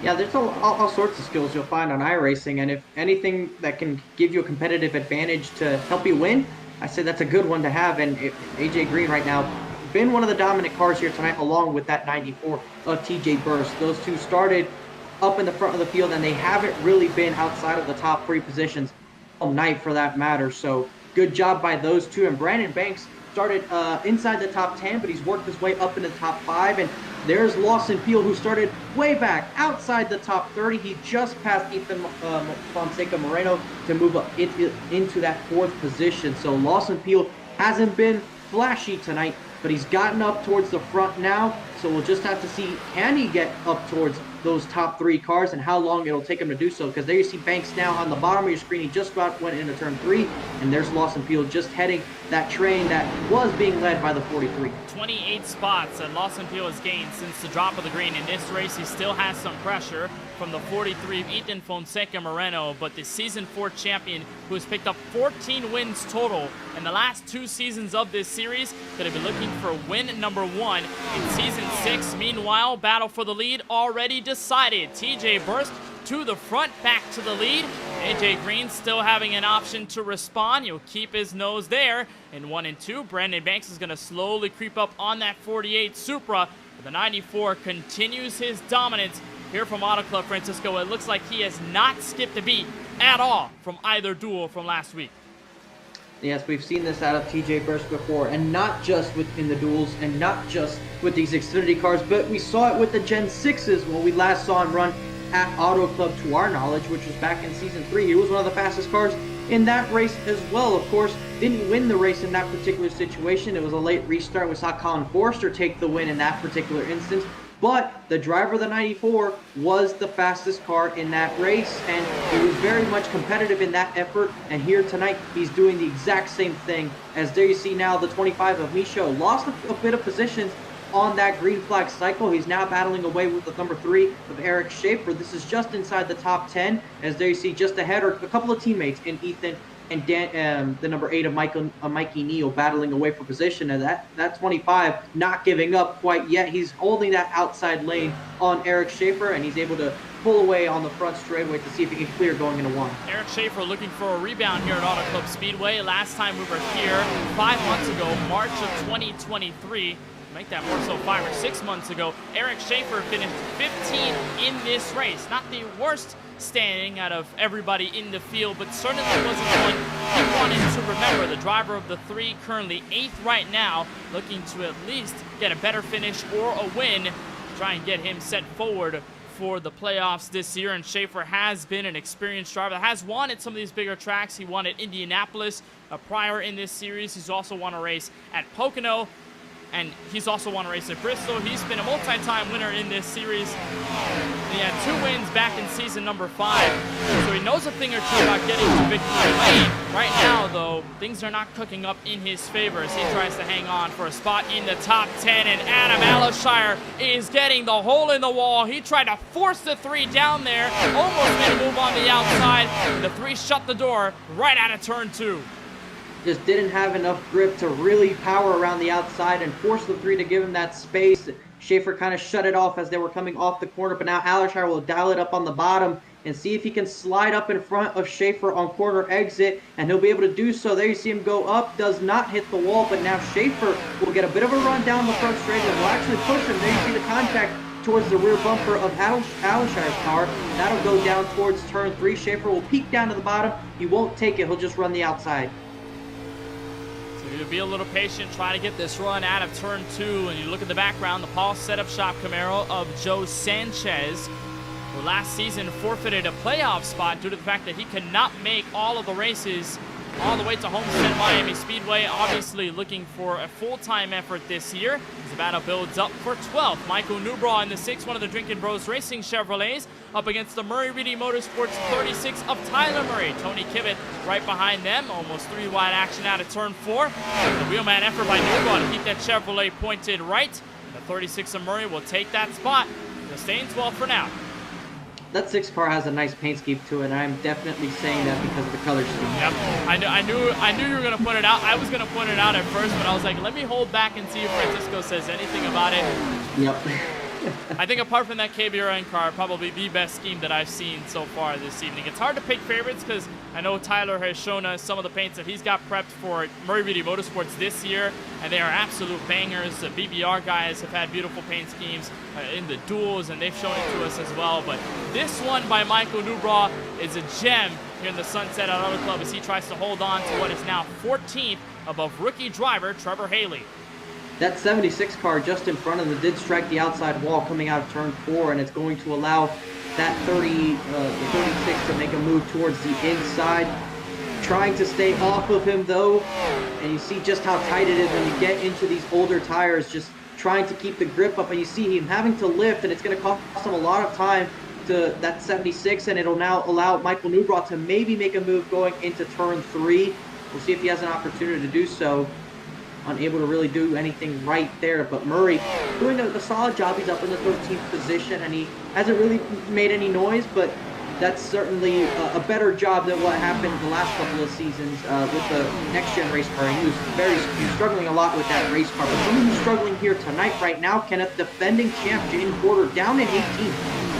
And Jaden Porter has not been able to get back to the front. Remember, he started up there in the top 5 and has since fallen back. We noted his early fall off, but as that first green flag cycle went underway and officially got completed, Porter has not been able to get back on the right foot, stuck in 17th right now as we watch the 76 of Tony Kivet, the Paul Setup Shop Camaro, trying to catch up to Kevin D'Elia right in front in the 11th spot, that orange and black Toyota Supra you see far off in the distance. And the 76, Tony Kivet, born in Southern Maryland, that's where he's from, and has a very distinct story to why he runs the number that you're seeing on track right now. He used to race at Old Dominion Speedway in Manassas, Virginia, also raced in the Grand Stock Division with his brother. His father also used to race at the track in the Limited Sportsman Series. His brother and Tony at the time ran the number 7. His dad ran the 76, and that's why Tony runs the 76 in this 4-wide series and across all the leagues that he participates in iRacing. So a really cool story for Tony Kivet, a driver that we've seen be in so many seasons and editions of this 4-wide racing TJ's Team Series, whether it is a Gen 6 car, a next-gen car, or the Xfinity car. So it's really cool to see Tony Kivet back in action here for Season 6. But I do want to touch quickly on Jaden Porter here, Francisco, and his fall-off. Are you sure that it might just be either an acclimation issue or possibly just a circumstance issue for the way that Porter has handled this race up until this point? I'm not really sure because he was There's up some in the damage front. on the left rear too. It does look like there's some damage. I was going to ask if there was damage on the race car because he was in the front in the early portion of that previous run. We saw him battling the likes of Ethan when that moment happened between the front couple of cars. And there you see it right there. A good bit of left rear damage. I'm not sure where this happened. And I'm also not sure if this would cause them to be down this far back. But certainly with this race car and with this damage model, I wouldn't put it past this being the reason why he's this far down the running order. At the end of the day, I don't know for sure. I'm not the driver inside that race car, and I'm not too familiar with the new damage model, but certainly a possibility. We'll just have to keep an eye on this 28. It's been tough so far for him, but luckily he's got some cars up in front that he can take a bite at and possibly be able to pick up some of that lost track position. Tyler Murray's in the middle of this. Look at the contact between Craig Lautenslager and Michael Newbrough entering turn 3. Trevor Haley's on the bottom of this as well. That could have easily created our second caution of the night from Auto Club. It did not, but that's good news for Porter. He's going to make up a lot of time here. It is going to help him, and right now they're still battling away for position, so it should allow him to close up to this group of cars. And we'll just see what he does as facing the 4 Trevor Haley now to the inside of Lautenslager for position. They were almost 3 wide for a moment. That 6 car is going to hold on to the 13th spot. They're going to go door to door for about 14th and 15th. That'll be settled out quickly. So 5 cars in a grouping before we get to Tony Kivet in that P12 spot. Boy, things have been absolutely hectic here from Auto Club between these 4 or 5. And we'll see what happened here on the back straightaway, Francisco. This was the bit of contact. They got the 6 sideways, and it was the 13 that got into him. Oh, looked like the 36 started it.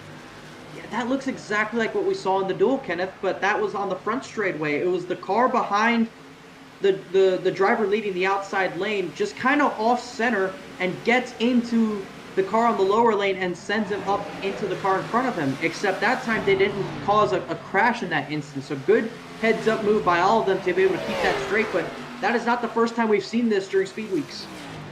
Definitely not. And that instance that you mentioned between Benson and Banks, that caused a huge crash in turns 1 and 2. Thankfully, that did not get anyone involved in the crash. We are going to stay green here at lap number 59. But just as quickly as we wrapped up the first bit of green flag stops, Francisco, we are approaching the second round of it. We saw these drivers go around 33 to 35 laps on the tank of fuel. We're getting to that fuel window where the leaders most notably AJ Green and company, are going to start to head in. So we keep an eye on that as we watch Lawson Peel hold on to fourth, and that's rookie Mikey Neal trying to take that spot.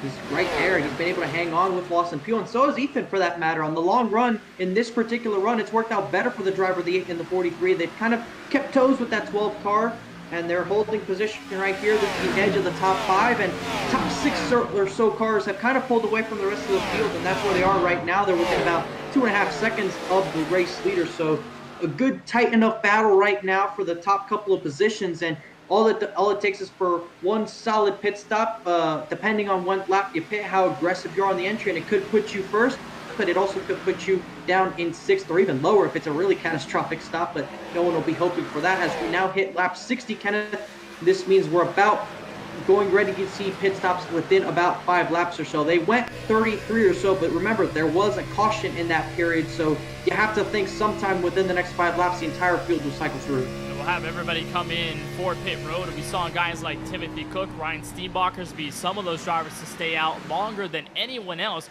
We'll see if that happens in the same fashion as we approach this second round of green flag pit stops. Biggest mover so far has been Lawson Peel, and the Season 4 champion from Columbus, Mississippi is certainly an interesting one. We call him the Iceman due to his cool and calm nature out on the racetrack. He says his most useful iRacing skill is this: long green flag runs and some tight setups as well. This is the bread and butter for a driver like Lawson Peel, as he almost hits the outside wall trying to defend against Mikey Neal in the 8 car. He always says smooth and steady, wins out, and he's also on the side, Francisco, I'm sure you'll love this, an avid simulation flyer on Microsoft Flight Simulator. So he is an aviation enthusiast, and he says he's become a very capable sim pilot.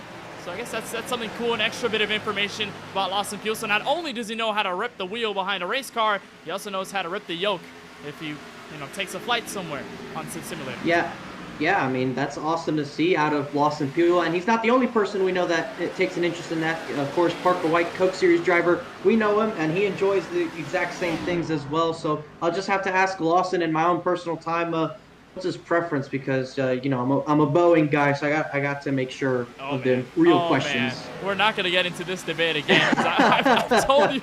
I know. I'm usually an Airbus guy. You're a Boeing guy. We've clashed heads a couple times as Joe Sanchez comes down pit road. He's going to bring his teammate Brandon Banks with him. So some of the early stops here, lap number 63 on this run, but I guess that's going to be the winning question. If Lawson Peel finishes in the top 3, it's going to be the last thing I ask him. Maybe you ask him here, and if he gives that answer, it's either going to be a big hooray or a big boot out of the make or break, really. Yeah. So here comes the 54 in and out of pit road. There's another driver, Ford Mustang, coming in. It looks like the leaders are also coming in. Collectively, AJ Green and TJ Bursk are going to come in 1-2. And it looks like they will bring another driver with them. That is the 3 of Eric Schaefer. So this is an interesting call, Francisco, because TJ waited out an extra lap when AJ Green came in the first time. Now they're both coming in synchronizing fashion. So we'll see how that battle shakes out. And this is an interesting portion of the race as well, Kenneth, because that sun is starting to set and it's getting lower and lower, which means the track temperature is cooling off a bit. There's going to be more grip in it. The tires will wear at a lesser rate. They'll still wear in terms of how much time you lose, but it's going to be important to see just how they go about it. And there you see the 8 car will stay out compared to the 12 and the 43. And look how aggressive Ethan is getting on a pit road. He's going to lock it up. So does the 12 car of Lawson Peel, but they both make pit road speed. That's aggressive right there by Ethan to try and gain some time. Ethan Fonseca Moreno, talented driver with these Xfinity Series cars, and hopped on the brakes in just the right amount of time to get on a pit road speed limit without any problems. Adam Alashire in the 91, also in as well. You see the 82 of Eric Stewart. Tim Horton Chevrolet Camaro for him, one of the Drinkin' Bros racing drivers out of the 2 teams they have in season number 6. And with that, Mikey Neal will assume the race lead. Looks like he might hit pit road in this next couple of hundred of feet. And Jaden Porter in the 28 is going to look to stay out here. Not sure if he's going to come in this time by, but Francisco, is this the right call for Porter, given the fact that track position has not been on his side for most of the race? At this point, he knows he's got something wrong with this race car, I'm pretty sure. So at this point, try a different strategy that'll offset it. And yes, he'll lose a little bit of time on the short run, but if he can aid his long run speed, which this race has lended itself to at the moment, then certainly you want to try and trend in that direction. If a caution comes out, He might try and fix that damage more extensively, but for now, try and play into the hands of the long run. Give yourself that tire advantage for a 25-lap stint compared to trying to take advantage of it for 2 laps. Well, here's the net race leader, the 48 of AJ Green, now getting into the top 10 as Mikey Neal, Jaden Porter, and company have hit pit road. So as Jesse Freeze in the 00. But here is a huge development that we're learning of right now. You're not seeing the 94 of TJ Bursk, and that is because he has disconnected. We do not know the exact reason why, but he has shown 2 laps down, 33rd, not on the racetrack, nor pit road. TJ Bursk with an exit halfway through this race. That is unreal, Kenneth. Not expecting that, of course. We don't expect that to happen to anybody in these races, but unreal circumstances just past the halfway point of the race. One of the 2 dominant drivers having some sort of software or connection issues, and it most certainly probably will cost them a shot at the win at the very least. And you hate to see it for TJ Bursk. Obviously, he swept the duels, started on pole tonight, was one of the 2 fastest cars. You definitely feel like he had a shot at the win tonight, up there with AJ Green, and unfortunately, looks like that shot is going to be no more. It appeared that this race was going to be one to lose for the driver of the 94, and with the connectivity issues, it appears he will not have a chance at the race win, at least for now. Some of the last drivers to come into pit road, Travis Anderson in the number 24 is on his way in. Jeff No, Tyler Warner are going to be the last 2 to stay out. And when they come down pit road, it should hand over the lead to the driver of the 48, AJ Green, who has Brandon Banks and Ethan Fonseca Moreno ready to occupy the rest of the top 5. So a huge development here from Auto Club Speedway. TJ Bursk so far out of tonight's season opener. Jeff No on pit road right now. As we look up front, there is the 54 of Brandon Banks having to hold on from Ethan Fonseca Moreno. Francisco, one of the rookie drivers in season 6 of the 4Wide Racing TJ's Team Series. And you mentioned it earlier in the show, he is a native of California, living in San Jose, but originally from Guadalajara, Mexico. And the driver of the 43 putting on a show, now stepping into 4th, what will be 3rd on the net position, turn 1. And he went over to his hometown for the first time ever this past summer, and he really enjoyed that experience and got in touch with the Hispanic culture, different to ours, but unique to his. And he really enjoyed it, and it gave him a new focus going into the season. When he came back, he was really excited to get back into the sim, and when he did so, it took him a while, but he was able to get back into the click of things, did some official racing once again, and I think he's gotten back into a rhythm. So Ethan, after having a nice little trip back home, he's able to be back here in his home state and try and see if he can capture a win. And he's done a good job here tonight. The opening run probably didn't go the way he thought, but he's been methodical about it. He's worked his way, stayed inside the top 5, and he's gotten in front of that 12 car. And if he can capitalize with that 94 not being here, that's all it could take for someone like him to maybe take that extra spot and try and see if he can take the fight to AJ Green. When that door is blown wide open, anyone is going to try to put their foot in first, and Moreno is going to be one of those drivers who describes himself as, quote, Mexican iRacer that beats Americans at their own sport. So I think that's probably a good description. He is bad fast, though, and it is showing at the moment 40.946. Last time they crossed the line, almost about 0.3 faster than your race leader, AJ Green. Now, whether that is due to tire saving or not is up for discussion, but the 43 does have the pace. He's going to bring Lawson Peel in the 12 along with him for the ride. 9 league wins for Moreno in his sim racing career. He does have 1 league championship, and last time you saw him on the K1 Racing Network was in the Work Dynamo Designs National Series that we covered a little earlier on this year and a bit of late last year, 2022. And Moreno was one of the fast drivers I recall at Las Vegas Motor Speedway. Didn't get the win, but was certainly a dominant driver that could have closed off the W if it had gone his way at the end. So we'll keep tabs on the 43. His teammate Mikey Neal, both of them rookie drivers, stepping inside the top 5, and it has been an impressive run for these 2 drivers, Francisco. They have not been afraid of the lights. They have not been afraid of the competition. And here, with around 53 laps remaining, they've got a shot at either getting a good finish or getting to the race win. and they've had really good long run speed, which is exactly why they're in the top 5 right now. We've been almost 70 laps in a row with the green flag out, and they're both in the top 5. It's very hard for rookies to be able to do this in such a long run, and the fact that they're both able to do so out of the same stable goes to show that they're doing a good job of keeping it under them, being patient, and playing the long game. Here's Lance Hill, who started in the back, got his up into the top 20, but has kind of stayed there since. He's been able to been holding ground around that 18th position. So Lance Hill in that number 1 got up there in that Supra of his, but he's kind of holding on more or less in that same area. He's just ahead of that Jason Hastings machine as he's trying to battle away for that spot inside the top 20. You look a little bit further up ahead, Craig Lounsler, Tyler Murray, and Jaden Porter are all together on the racetrack. They're battling for 13th position. There you see Lounsler right there. And there you see that is the 53 of D'Elia just behind. And there you see Jaden Porter right there trying to close in on the 78, that it was. And he's trying to see if he can move up a couple of more positions. Remember, Porter stayed out longer on that green flag stop cycle. So he does have slightly fresher tires, which should help him between now and the next 15 or 20 laps before the next green flag pit stops occur. I'm going to get loose at a turn 4, and you saw him wiggle the race car quite a bit. And he also did not take time to repair the left rear damage. It was a 14.5-second stop for Porter, so it looked like routine fuel and tires for driver 28.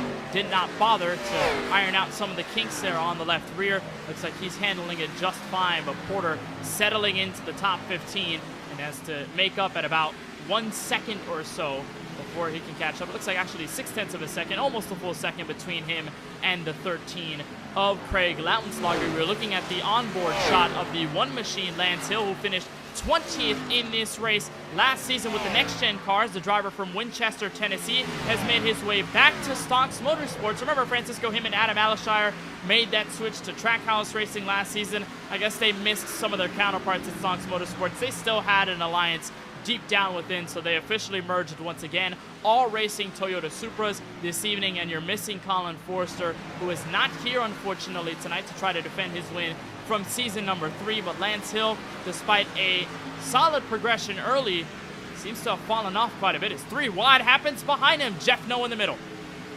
And you see a lot of action all around the racetrack, kind of battles everywhere, and that's what you like to see when you have such a big field like this. You enjoy being able to see different battles for position. It keeps you active, keeps you looking around, and it makes it fun for us as broadcasters, being able to know that there's different battles on the racetrack instead of just every single person spread out. You like to be able to see it in like this.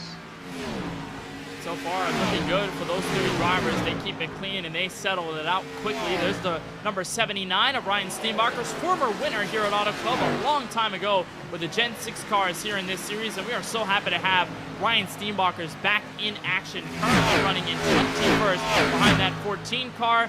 But has ran a really clean outing so far.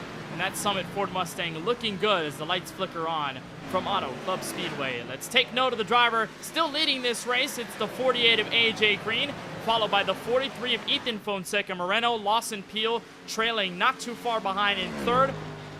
Mikey Neal in 4th, and Brandon Banks rounding out the current top 5. Joe Sanchez just outside of that mark. We'll see if he has a fight to put up to the number 54, and Lawson Peel only continues his elevation to the front of the field, and he's been looking at the back bumper of that 43 for a fat minute now. It looks like he's probably going to be remembering the K1 Racing Network logo by the time this run is over. But how can he try to uplift himself to 2nd place and get around Moreno here? Well, he almost did it right there by dialing up one to the inside, but the 43 will get a run off of the corner right here on the outside, and will carry around this along back straightaway, so it kind of offsets whatever he gains on the bottom there. So if you're Lawson Peel, you got to try something different, of course. If you do the exact same line, then it might not work out for you. So you see there, he goes about a lane higher, entered shallower, so I'm not sure if it's going to work out on this particular straightaway. And there you see him exit out a little bit higher, and it kind of maintains, which goes back to what I was saying. So if you're Peel, you got to try experimenting with different lines. Maybe try the high side this corner and see how much you gain there, or just do something different and maybe catch a lap car at a good place, because there you see right ahead, they are with lap traffic. There is a lap car just in front of that 43. If he can use that lap car as a pick in the right part of the racetrack, he can gain some time. We saw AJ Green weave through some of that lap traffic, and there's Ethan Fonseca Moreno on the inside. of what appears to be Eric Stewart in the number 82. So that's a teammate of Lawson Peel, Drinking Bros Racing. So it looks like he'll probably give Peel the spot and give him a bit of draft heading back to turn 1 as we complete lap number 80 of 125 inside the final 45 laps left here from Auto Club Speedway. Francisco, as this race progresses under green, we are expecting at least one last stop before these drivers call it a day's end. And as the sun sets, it's going to get a little more interesting as the grip starts to elevate, because we saw the track temperatures a little earlier on in practice, and it's getting to the same track temp. It was around 66 degrees under the lights. It's 68 degrees now. We started under the hot California sun in the 90s and 100s, and the wind's still blowing to the west at 9 miles an hour. This track is slowly but surely changing, and now it's a matter of how the leaders can adapt to it the right way with strategy in mind. Yeah, it was a late afternoon start, and the track temperature a little bit warmer than what it was now. It's probably in the upper 80s, lower 90s, if you will, and now it's got into the 60s. A really cool evening here in South California, and that's what's going to allow these guys to use more throttle, use more of their tires, and have a little bit less of a downside towards it, because they're just not going to wear as much with the cooler temps, so just have that much more grip. But you still have to take care of them at the end of the day, no matter what. It doesn't matter what anybody says. If you have tire life available, you can use more of the tire itself. So it doesn't kill to hurt to save them a bit, but just know that you have more to play with. Here's the battle for 12th. Trevor Haley in the 4 car, right behind Craig Lounslogger. And then right behind them, Jaden Porter in the 28. These three with some sort of distance between all of them. We've got the 4th car right in front in Michael Newball, the 6th machine. And it's a nice start for driver number 4. Remember the trouble that he got into earlier. Lap number 3 got hit on the back straightaway, went all the way to the inside apron, partially to the wall, but ended up saving it. Didn't pick up any damage from it, and so far 13th, a really decent outing for a driver that has never turned a lap with these 4 wide guys in race trim. He's got the defending series champion right behind him, Jaden Porter. That battle is going to develop for 13th. He's going to try and see if he can move up. Jaden Porter, in the last run or two, he's been able to make some of those moves. He fell down almost outside the top 20, but he's starting to get closer to the top 10. He gets loose off of turn 4, though, which is going to allow that 4 car to battle him down this front straightaway. So we'll drag race down towards turn 1. Porter down in 14th now as he gets passed by that 4 car for now. And he'll try and see if he can take that 13th spot away, because there you see up ahead 2 cars battling away. That's for 11th. And then that other car up there that just got off of turn 2, that's the P10 spot. So he'll try and get up there and see if he can make position. But we do have a battle brewing between your top 3. Lounslogger on the inside of Michael Newball. Lounslogger, a one-time winner at Talladega last season. They got it into that Championship 5 round at Homestead of Miami Speedway. That was the 2nd straight Championship 5 appearance that he made in the season prior. He ended up winning the race at Charlotte Motor Speedway in a last lap stunner. Ended up 3rd in the Championship 5 then. Ended up 3rd in the Championship 5 last season, looking to be 2 spots better in Season 6 of the Xfinity Series car. It's been a solid race for driver 13. Now just on the outskirts of the top 10. He'll try and make up the 2.6 seconds needed to catch up to Kevin D'Elia. Lap 84 here from Auto Club Speedway, and 2nd place, Ethan Fonseca Moreno is starting to make some noise towards your race leader. Gap sitting at 0.2 of a second. This is going to get really fun between the top 3. He's been closing in on the race leader slowly but surely during this whole run, using up a good bit of the racetrack and running the same line. He's been able to stay on the same line. Most of the field has kind of moved a little bit lower up on the racetrack overall, but he has a better arc to the corner. There you see right there, enters a little bit higher than the 48 and swings down lower. That's giving him a lot more racetrack to work with, and look how much of the racetrack is able to use to gain time naturally like that. Does not have to use up the tires in any sort of way. Just driving a different line than your race leader, and he's able to make up time that way. It's going to work slowly, and it has. It's taken the whole run for him to get up there, but he's done so, and that's how he's been able to hold off Lawson Peel as well, because look, Peel dives it in, has a shallower entry, but the 43 arcs a little bit better and is able to drive off the corner. Peel slides a little bit off the turn 2, but these 3 they're really close together, and with pit stops being about 10 laps away, it's going to come down to 1 pit stop to go, at the very least, if this stays green. But when you pit is going to matter. These guys, at their best, can probably do another 10 laps.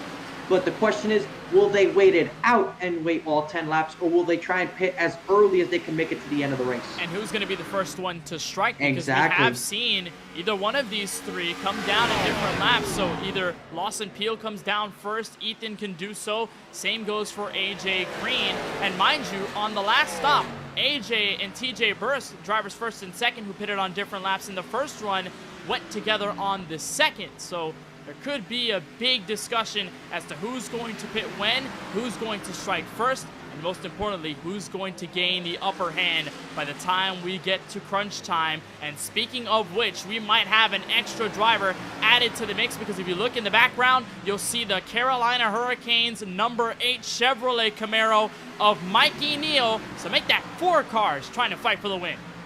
And 2 yellow stripes are up there battling for this win. Rookies are starting to throw their name up there in the top portion of the field. You have to go a couple more seconds back to find your 5th place driver, but it's 10 seconds all the way back to 6th place runner, Kenneth. So the top 4 cars have really broken away from the field. They have been on a tear, and they put a big gap to Brandon Banks in the 54, make that over 4.5 seconds between this Reese's Camaro and Mikey Neal in the 8 car. Joe Sanchez also a little ways back, 5 or so seconds behind the 54. And then from there on out, half a second to the 91 of Adam Alashire. Might see that battle brew up before we get to green flag stops. Then a second and a half back, Tony Kivet in the 76. Then behind them, the California native Daniel Michel, who finished basically in this spot last season here at this track. And Kevin D'Elia in the 53, a quiet but effective night for the new team Skybox, with Kevin D'Elia leading that charge. It has been a really great race so far here from Auto Club Speedway, and now it's going to be down to the 4 drivers at the front, or maybe a caution flag could decide this race. Mikey Neal diving on the inside of Lawson Peel, and that was almost a bit of contact. He's definitely getting closer to that 12 car, and he sniffs that podium spot. Mikey Neal trying to see what he can do in his debut race, and as we're approaching green flag pit stops, if he can have better position, and I'm sure he feels that it'll certainly help him out in his quest for his green flag pit stop, because look at that 12 car, look how sideways he is in the corner, and so is Mikey. There you see him slide the rear end of his race car. We've seen them fighting the wheel all night long, and we've seen countless times that Jaden Porter in the 28 has gotten sideways out of 4, but we haven't really counted the times that these 4 have been all over the place. Whether it's almost hitting the outside wall, whether it's getting sideways off of the corner, they have been at it. But they have been some of the fastest cars on the racetrack, and you talked about it, Francisco. We both alluded to it, the fact that TJ Burska's exit out of this race with connectivity issues is going to blow this event wide open. Where here you've got it, 4 different drivers from different teams across this series, 2 rookie drivers, 2 previous champions, all trying to tussle for this race win at about 34 laps to go, and we are expecting that fuel window to open relatively soon. And I think that goes to show just the nature of the 4-wide racing series here, Kenneth. You have 2 champions in AJ Green and Lawson Peel battling 2 rookies in Ethan Fonseca Moreno and Mikey Neal. That's exactly what this series is all about. We've seen that happen in seasons past, and already in the first example of season 6, it's happening again. Mikey Neal, the driver from Wake Forest, North Carolina, hence why he's running a Carolina Hurricanes paint scheme. One of the drivers for Bacalhau Bueno Racing, and says his favorite type of racetrack is all of them. Not afraid of dirt, not afraid of asphalt, not afraid of short tracks, large tracks, road courses, anything in between. He has a lot of fun racing them. He says his favorite moment in his iRacing career was an NIS win at Dover, and if he's able to get his first career 4-wide racing win here in his first race with the Xfinity Series car, maybe that might be his new favorite moment, and maybe it might be fighting one of the previous champions in this series in Lawson Peel. He's got the inside. Question is, can he hold on for the spot and enter the podium? Well, he's there going into turn 1, so we'll see what happens. Peel will go all the way to the outside. Not all the way, but he'll run that upper lane, and it looks like Mikey will have the advantage going through 1 and 2, but this is where the 12 should start to pull away. He'll use that outside lane momentum to drive off on the back straightaway, so it'll put the 8 at a disadvantage going into turn 3. They'll stay side by side, and there you see just this shot, what a good example of it is.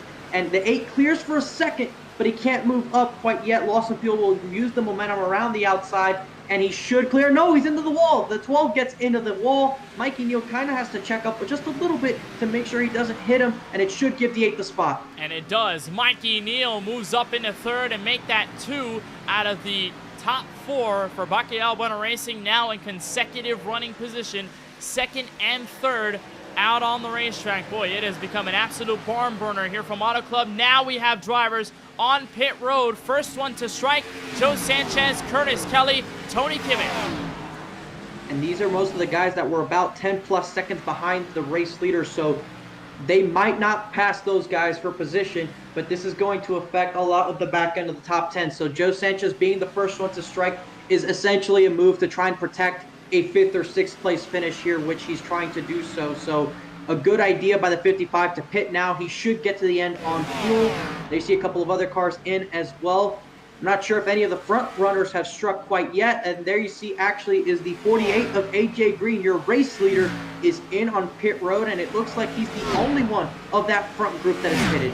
And look at Brandon Banks in the 54 right behind him. The 3 machine, it appears to be of Eric Schaefer, also coming in. His race has gone rather poorly. He fell a lap down. Now he's 56. So Ethan Fonseca Moreno is going to take hold of the race lead. Mikey Neal right on the outside as the 43 will come in, not with his teammate, but perhaps with Lawson Peel in the 12, who gets loose trying to hop on the brakes and almost gets to the inside. 2 of the top 4 now on a pit road as Mikey Neal leads this race. And right there, Lawson Peel made up time on Ethan on the entry to pit road this time. And it goes to show what an advantage is pitting behind someone. If you're able to use someone as a reference, you're able to gain so much more time because you have an idea of what to go off of, versus if you're just pitting on your own, you're trying to be more cautious because you don't want to speed on pit road. But if you trust somebody else enough, or you're trying to use someone as a reference, you just have a better idea as to who is doing that. So here's Mikey Neal going through 3 and 4, and he will bring it down pit road this time. So he waits 2 laps after AJ Green, 1 lap after his teammate and Lawson Peel. So we'll see how this works out for the driver, the 8. We'll see how this works out for the 43 and the 12. So AJ Green should keep the lead right now, but there's about 30 laps left in this race for the 43 and the 12 to get back to him. There you see the pass for position right there. And there you see the 43 and the 12. So crucially, the 43 still stays ahead of the 12.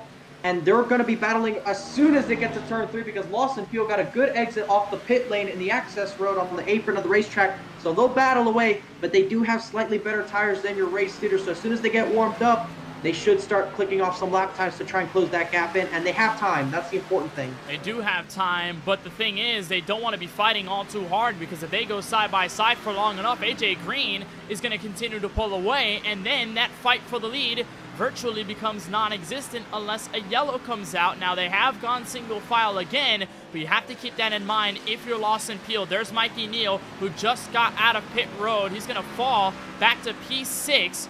We'll see how much track position he can gain now that he has about 1 or 2 lap pressure tires, and the driver's right in front. AJ Green is going to have the net race lead by approximately 1.4 seconds, but that gap is surely starting to shrink. Tyler Warner and Jeff No, some of the 2 last to come down pit road. Looks like a problem for Eric Stewart in the 82. Looks like he's out of fuel. And that 82 car trying to hang on as he got into the pit lane entrance, but it appears he will not have enough gas to make it all the way to his pit stall. That might be the end of the race for the 82, and he might have to get a tow before this is all said and done. There's the gap on your screen between AJ Green and Ethan Fonseca Moreno, as we'll continue to watch the 14. Caution flag is out here at Auto Club Speedway. We're going to try and get official confirmation on who it might have been. It is Patrick Thompson. It appears in trouble in turn 4. Miraculous, Kenneth, just after the green flag pit stops, and that's what gave AJ Green the lead. That's what you play for if you try to pit early. You hope on a quickie yellow after the cycle just to give you the track position, because you expect these guys to come back down pit road now. And there could be some strategy calls, so we'll just have to see. So let's see what happened here. Patrick on cold tires. Remember, they just came down pit road. Gets loose off of turn 4. He locks it down. I'm not sure if this was an iRacing caution, Kenneth, because he's definitely off the racetrack, but I'm not sure if there's any special parameters here with the pit entry. So very interesting right there in the position that he spun, because it didn't go completely around. But wow, that's going to shake things up. Here's a look at Timothy Cook in the 29 who was coming out of pit road. Said that on ATVO might have had an incident here coming out of the lane, but it appears that 29 was A-OK coming back on to the back straightaway. So it appears that incident with Patrick Thompson is going to cause the yellow flag to fly here at lap number 99 from Auto Club Speedway. And AJ Green is going to lead the entire field in 4 pit stops. This seems to be the no-brainer call, Francisco, going for the 4 fresh Goodyear Eagles and some fuel to top off with around 25 laps left.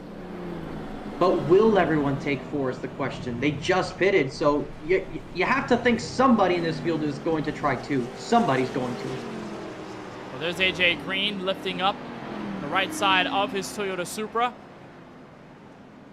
And you'll continue to get tires. There goes the left side up and away, and you see Mikey Neal and some others getting out. The 43 going to try to beat the 48 out of pit road. Lawson Peel will win the fight for second, but AJ Green's going to hold on for the lead.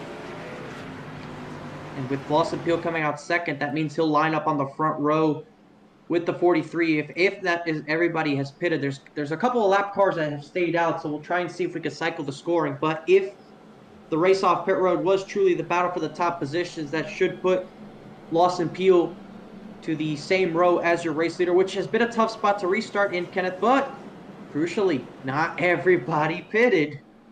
And that makes it 7 drivers that did not come for pit road this time by, and that might attribute, Francisco, to the fact that we had that caution come out at that point. That specific marker of the green flag run, where a lot of these guys who are staying out now only put maybe 2 or 3 laps on their set of tires, and they didn't fully push the car out on the racetrack when they got out. So they're going to try and stay out here for track position and hope it sticks. Daniel Michel, the California native, is looking for some of that redemption from last season's race. He ran in front almost all night long and could not capture the victory. Now he's going to be leading this race. At lap number 102, lap car is going to get the wave around. Kevin D'Elia is going to be in second place, the highest he's run all night long. Jeff No is going to be in third. Nicholas Vizzuti in fourth. Ryan Steenbacher's the top 5. Jason Hastings and Craig Lautenslager, the entire group, Francisco, to remain out on the racetrack, looking for their first win of the season.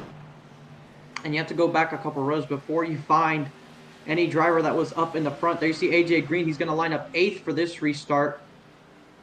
Looks like the 12 of Lawson Peel will be 9th, and Ethan Fonseca will be down in the 10th position. So these guys definitely didn't want a caution. Those top 4 or 5 guys, they were settled in knowing that they had a top 5 at the very least. But now, not only are they not in the top 5, but the guys they were ahead of are now get a chance to try and get a bite of the cherry as well. They know that they have a tire advantage on the top 7, but they have to be careful working their way through. It's not a massive difference. It's not like they stayed out on a 20-lap run. It's just slightly older, so they should have the advantage, but they got to be patient. If they play their cards wrong, it could be the end of their night. And what a difference. We had a 90-lap green flag run, and now it's going to be less than 25 laps to go before we decide a winner. Watch the 2 fresh tire cars on the inside. A couple of rows back, Lawson Peel and Mikey Neal. Maybe they'll get stopped up by some of the traffic in front. Green flag is in the air. Daniel Michel will lead him through to lap 102. 23 laps remaining from Fontana, California. And he'll go to the bottom. There you see already making 3 wide moves. There was a bit of a stack up there, and he's to the inside of Steenbacher's in the 79. 4 wide doing 1 and 2. And the 48's going to get on the high side. Look at the space that's running out. Lance Hill is sideways. Caution flag is out once again, and that'll slow the field down. Everybody's spreading out to get out of the way, but I saw Lance Hill sideways on the apron, and indeed he is spun around. And the timing of that yellow is going to be very important for us because we saw a lot of 3 and 4 wide towards the front. Just exactly when that caution comes out can determine an entire row or 2 from where you line up. And there you see what happens. The 76 was the first car to get loose. And it looks like the 1 car checks up for him, gets hit from behind. and then he gets spun around. But again, much like the Patrick Thompson spin, he didn't fully go around whilst on the racing surface. We'll go on board with him now. So there you see 76 gets loose. He checks up for him, then gets hit from behind. That contact there might be it, but he never goes around until right about here, and he's well off the track at this point. So I'm not sure if that was a manual caution flag or if iRacing deemed it, but he definitely was off the racing surface. So another surprising caution flag call there. The Auto Club has not been nice at all to the driver of the one who's got some right rear damage on his Toyota Supra. The driver for Stonks Motorsports, Winchester, Tennessee native, had a big pileup happen in turn 1 in duel number 2, and Hill was unfortunately involved in it. And with the fact that we do not have faster pairs in this season of the 4-wide racing TJ's Team Series, Hill was immediately registered as out of the race. Tonight, it seems like the luck has not fallen in his favor. Driver who finished 20th last time we were here, 26th at the moment on the racetrack.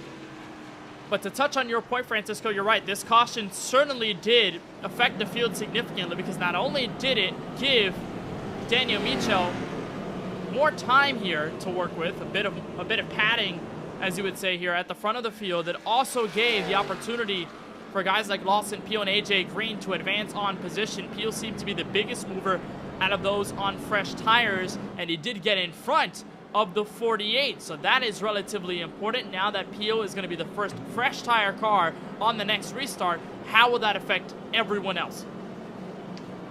It's going to come down to the lines, which one the leader chooses, which one goes effectively, but he did gain a good bit of positions there. He restarted at 9th, and he now finds himself in the 5th position, or excuse me, the 6th position. So he should be on the outside lane, which is a little bit favorable to be in. Ethan Fonseca Moreno lost positions actually there. He's down in the 10th position.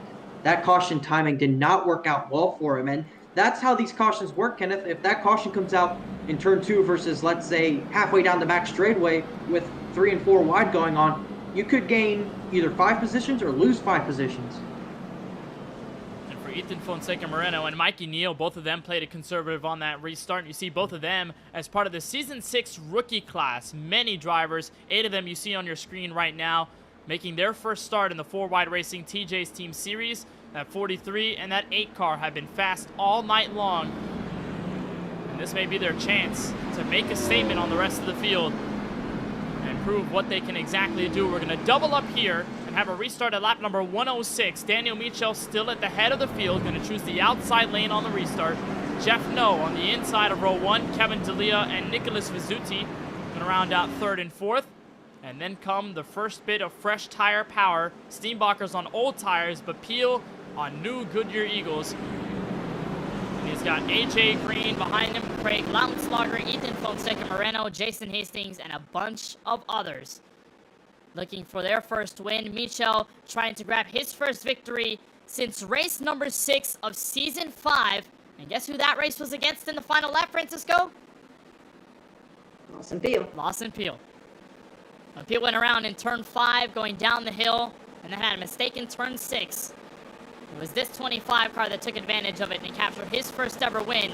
Can he get his first oval win at a track that has eluded him for quite a while, and one that he calls home? We'll have this restart with 20 laps to go from Fontana.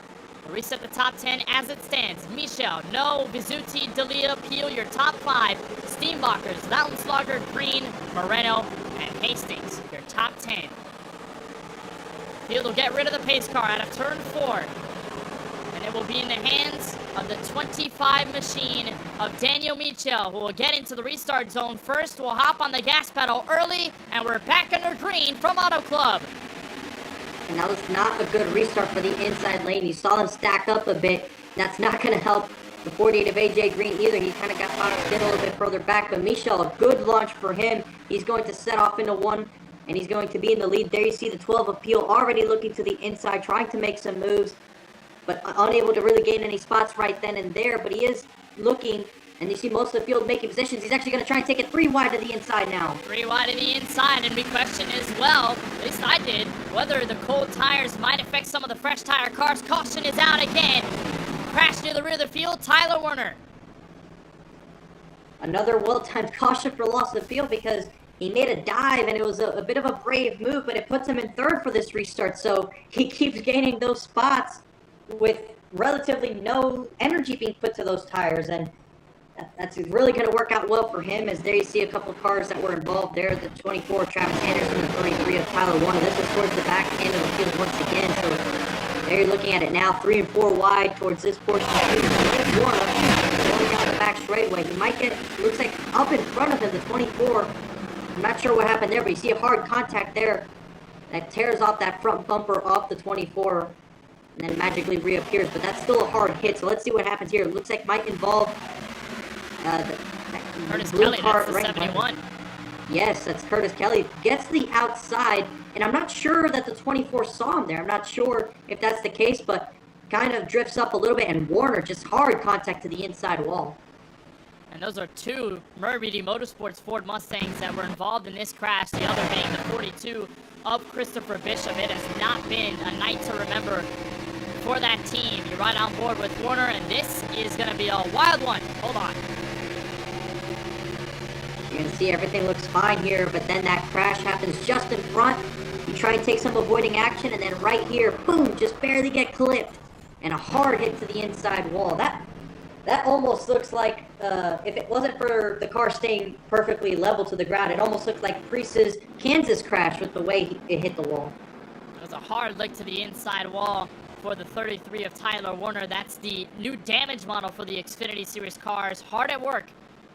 And with the fact that there are no faster pairs, Tyler Warner is going to bring that Ford Mustang to pit road. Christopher Bishop is going to do the same. It looks like Eric Stewart, 3 laps down, also appears to be on pit road.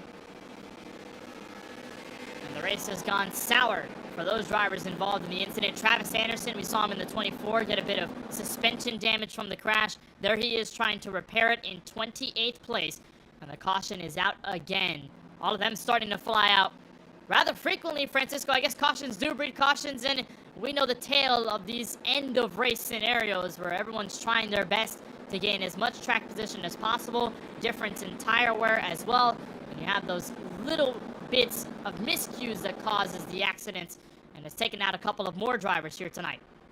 Yeah, whenever you have a long green flag run, if there's a caution that comes out, best believe that there's going to be more after it, especially if it's the end of the race. And we saw this the last time we had a race back at the Homestead Miami Speedway. We had a long green flag run in that one, a late caution comes out, and we had a handful of more before the actual race came to a close. So while we're still a couple laps away from the finish of the race, wouldn't be surprised if we saw a couple of more before the scheduled finish of the race. There is the possibility of overtime. But there you see right now your current race leaders, the 14, rookie Jeff No, did get ahead of the 25 of Michel at some point during that lap, and he now has the race lead, and he'll take the inside. That's going to be crucial, Kenneth, that him restarting on the inside, because now Lawson Peel is not going to be behind the race leader. He won't be able to just go with the line that goes. That inside line should have the advantage now compared to the outside just because of where the leader chose. It's a smart call by the 14, who is making the most of the scenario he's in. Rookie driver has been hanging around the mid-pack for the entire race. Now that he's got a shot at the front, he's giving it all that he's got. And we'll see if he can hold on. That 12 car, though, is inching closer and closer as we get every single restart down. That fresh tire advantage, though, Francisco, is going to start to dwindle as we get restarts. And if we continue to have cautions wave, these tires are going to start to equalize throughout the field. But if we do get at least maybe 1 or 2 laps, it's probably going to be story-ridden for Lawson Peel on the fresh rubber, especially if he can get that outside and get around the top 2. Well, these cycles are definitely helping out the guys that stayed out, but there's still plenty of enough laps for the drivers who have been faster throughout the entire race to flex the muscles and get up there and take advantage of those positions, because you expect Lawson Peel, you expect the 43, you expect the 48 to eventually get past some of these guys, as they've been some of the front runners for most of the evening. But that pace car, he's going to make that hard left turn onto pit road. We'll have 16 laps to go, and the 14 is going to take off. He's going to restart in the race lead, and there he goes. Green flag in the air, 16 laps to go from Auto Club Speedway. Michel's trying to shut the door. They're crashing behind the 76 of Tony Kivet into the outside wall, the multiple others involved. And just as quickly as we get the green, we get the yellow. That's right. We weren't done. First incident of the night for Tony Kivitt in the 76. Looks like Michael Newbraw was trying to slow down from the incident. It appears he got away scot-free. There were some others that got some damage off of that. We'll try and get the replay. As it's an early restart caution. Here, lap 110. Oh, it's Porter through the middle. Then tried to force it about 4 wide. Got into the 6 of Newbraw, who gets into Tony Kivitt. Catches Lance Hill. Boy, he was in an unlucky spot there. And that's what causes the caution. Anticipation for the restart and antsiness. Create the most recent yellow.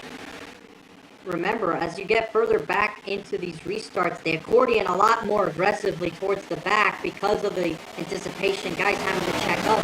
So if you get to the start-finish line and someone starts checking up, you start making that move. So let's see if we can go on board with Jaden Porter and see what he saw to see how we got to this position. So Jaden saw them checking up. He's approaching the start-finish line, so he's thinking, okay, I'll change my line and try and see if I can take advantage of these checkups and gain a couple of positions. That's the way it's got to be towards this race. He sees the checkup, thinks about going up, and that you see that hole right there. It was there for a second, but as soon as he went to take it, it immediately closed, and then right there gets another hit as well. But unfortunately for the 76, he's going to get the worst end of that one. So Jaden Porter picks up some damage, and the defending I'm sorry to interrupt you, Kenneth, but it looks like there's trouble for AJ Green. He's down in the mid-20s.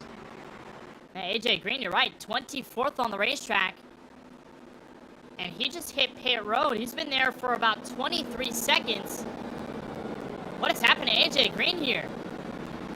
I'm not sure if there was any contact that happened towards the front end of the field. I don't remember seeing any of this, but he's been on pit road for a while, so something must have happened here. Oh, yeah. Look at that. It happened in a turn 1. Yes, look, so this was the incident behind them. But Joe Sanchez is going to get into AJ Green right about here as Craig Lounslager closed the hole. And they get a piece of damage. Look at the 91 of Alishire, Trevor Haley.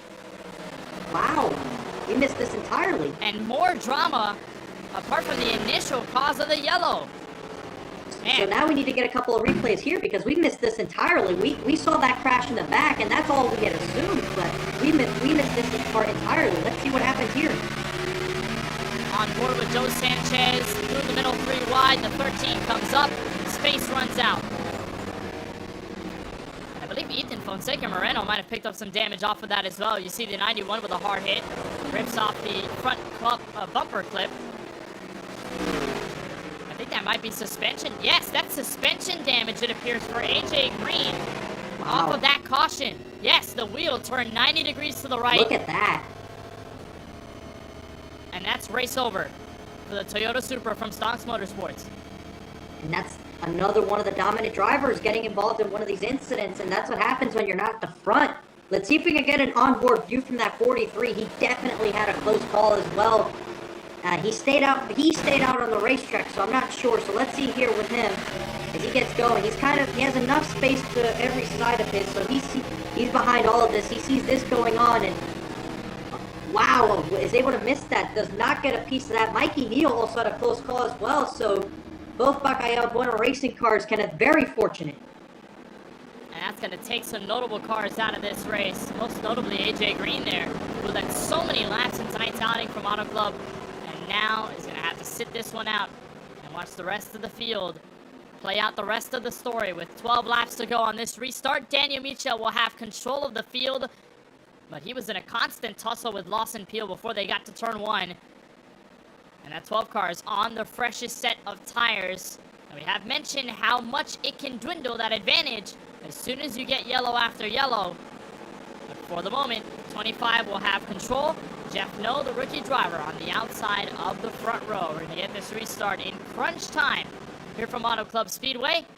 Nicholas Fazuzzi on the outside of row 2. Kevin D'Elia to wrap up the top 5. And no further progress from fresh tire cars. Ethan Fonseca Moreno and Mikey Neal with a caution that just rung the bell. Near the end of this race, pace car will make that left to pit road. Michel giving as much space as possible before they get to the restart zone. He wants an early jump for the first corner, and so far he's going to try and get it. Green flag in the air, but the 14 called his bluff. He takes the lead for turn 1. 25 struggled getting up to speed there massively, and it holds up everybody from behind the field, and the 14 is able to get away free. He has space going into turn 1. Now this is good news for Lawson Field because he has clean air and only one car left to beat. The 14 of Jeff No. They're side by side for 4th on the racetrack. Steenbachers on the inside of Vizzuti, but Lawson Peel with one car ahead, trying to capture the win. He's got time, but the tires did equal a good bit with these cautions, so I think the 14 of Gnome is going to try and put up as much of a fight as he can. He's racing for his first career win. See the three-way fight for that 3rd spot, rather the 4th spot. Nicholas Vizzuti ahead of Steenbachers, D'Elia, Moreno, and Brandon Banks. Mind you, the 43 and the 54, both on fresh sets of Goodyear Eagles, but they have made nothing of it so far as Lawson Peel dials up the inside on Jeff No for the lead. He's to the bottom. They're going to be side by side. It's a drag race down the back straightaway, 3 wide a little bit further back. But looking into turn 3, it looks like Peel's going to try and send it in here to clear himself for the top spot as he almost makes contact. And he's got it. Lawson Peel to the race lead out of turn 4. This was the similar situation he was faced with last season as Jeff No hits the outside wall. Peel got the lead in the last 15 or so laps in that race, and he never relinquished it. Can he hold on this time by? Daniel Michel goes to the outside for second. Daniel Michel's definitely not going to try and let this one go without a fight. He's going to try his very best as Ethan with the slide job on the 79 to try and take that upper position away. They're going to be 3 wide off the corner, contact with the 79 and Brandon Banks. Here comes the 3 of Eric Schaefer. And now how desperate.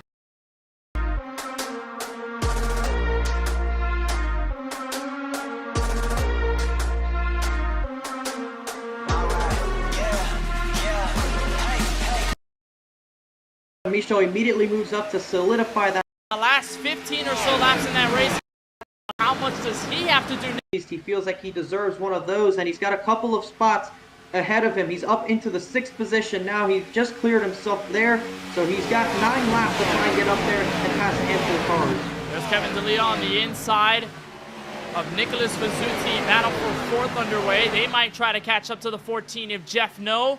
But at the moment, this race is in the hands of Season 4 champion Lawson Peel, yet to give it up. Moreno in that 3-way fight with Schaefer and Steenbachers for turn 3. He's looking to the outside of D'Elia. He'll try to roll there as they go through the corner. He's starting to get some momentum. If he's able to keep it off the wall, he does. So he'll try to look to the inside on the front straightaway, and look at them snake trailing here as they have all night long. Schaefer to the outside now, Steenbachers. 3 cars going to try to get into the top 10 for the first time in a long time. Boy, have we seen back and forth action from this 3 machine. The lowest he's been all night long, 32nd. The highest, 2nd place. This 3 has been topsy-turvy all night long, and he is now finding his stride in the last 8 or so laps in this race. But look at the battle up front. Daniel Michel has not let Lawson Peel pull away. He is remaining within a car length or so of the 12. So this race for the win, not quite settled yet. 7 to go at the line.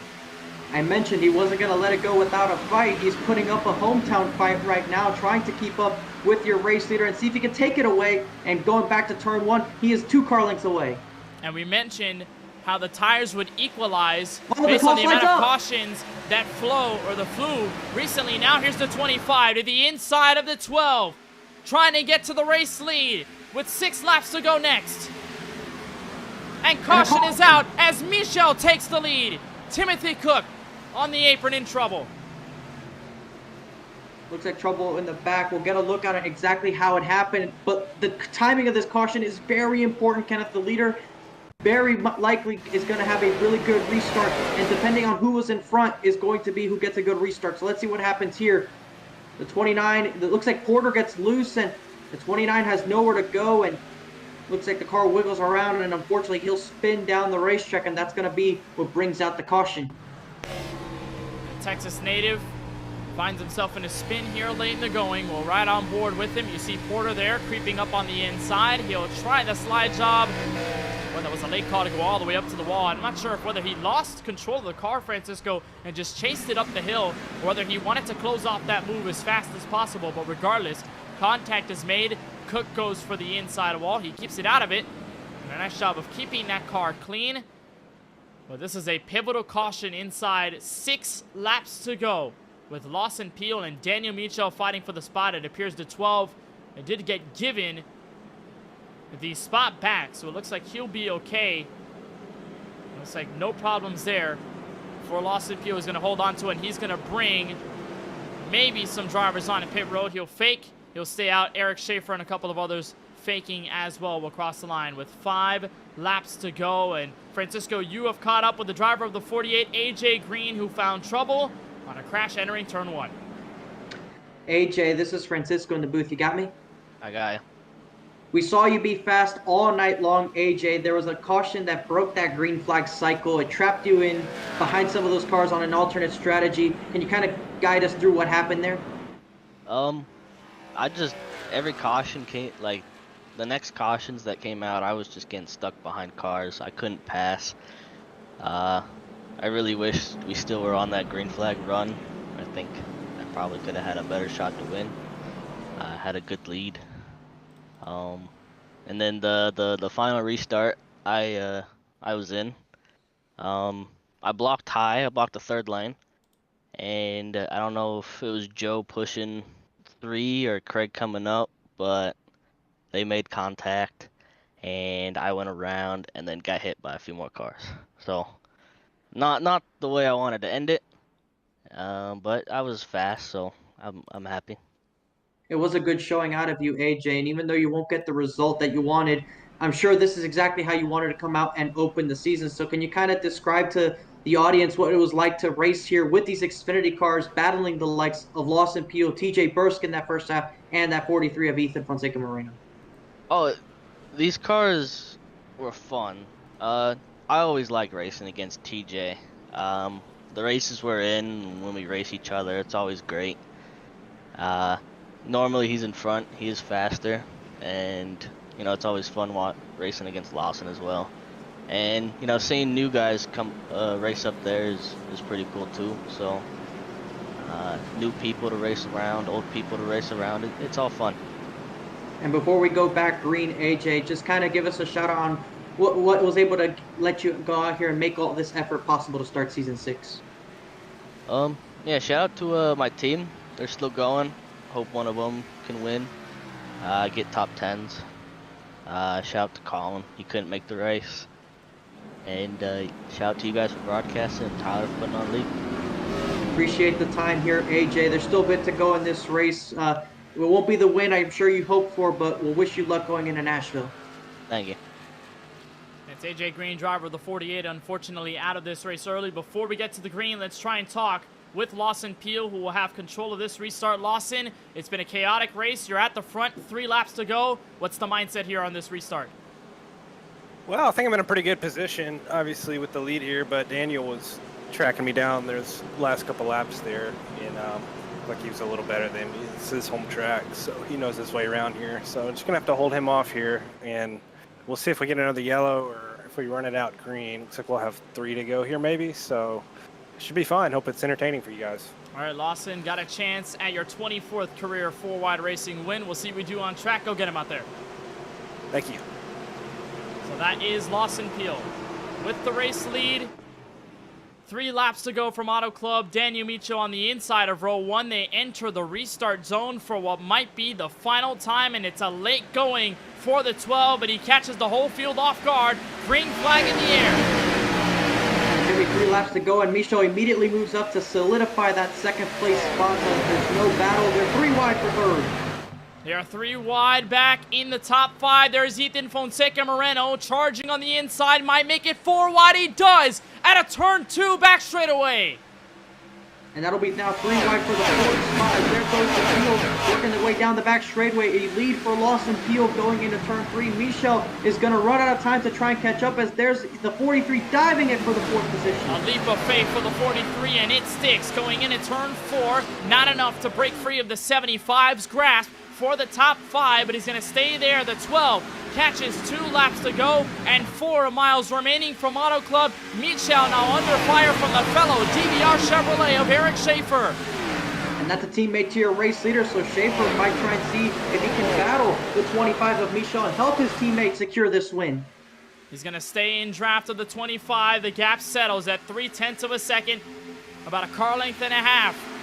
And Michel is going to have one more lap to try and get to the 12 and get his first win since Road America back in season number 5 out of turn 4. Car sideways at Jesse Freeze, but regardless, the white flag is out. 1 lap to go from Auto Club. Lawson Peel out in front where we've seen him many times before. Daniel Michel trying to track him down. He's got less than 2 miles to try and get up to your race leader. Ethan trying to see if he can take a podium position in his debut race. He's all over the back bumper of that 3 car. Michel strikes the wall off of turn 2. It'll be a Hail Mary for that second spot. As there you see them going 3 wide, going into turn 3 for second place. The 3 is on the inside, the 25 on the outside, but up front, one of the dominant drivers in league history is going to return to the top step of the podium. Lawson Peel with the brand new season, the brand new car, is going to return to victory lane. He wins at Auto Club. Lawson Peel wins his 24th 4-wide Racing TJ's team win. Daniel Michel second, Eric Schaefer in third. Championship 5 driver from 1 season ago picks up right where he left off. Lawson Peel victorious in the season 6 opener as the entire field hands off their congratulations. A phenomenal first race. But Lawson Peel, who started tonight 32nd out of the 38 cars that registered for the race, moves up into the top 5 midway through the action and plays strategy in the right way to capture his first win in a little while. It has been since Pocono, race 22 of season 5, since Lawson Peel has visited victory lane, and it's the 2nd time in a row that driver number 12 will take the checkered flag from Auto Club Speedway. Celebrations for Lawson Peel, the winner of race number 1. And we mentioned it during this race, Kenneth, that he told us that this car was going to be a challenge for him, that he was not comfortable in it. First race out, and he's able to take away the checkered flag. It goes to show the kind of driver that number 12 has under it. And this, of course, this victory presented by Paul's Setup Shops. This victory is presented by Paul's Setup Shop. And there's Peel driving it into, I guess what we would call Paul's Setup Shop victory lane here at Auto Club Speedway. He'll park it right about there. The perfect spot for a former champion getting back on top with a brand new car, new rules, and a brand new season. But it's the same face that we see visit victory lane once more. Lawson Peel wins here tonight from the virtual Auto Club Speedway. We'll get into the unofficial results after 125 grueling laps here in Southern California. Daniel Michel, as close as he was to the race win in his hometown track, it would not...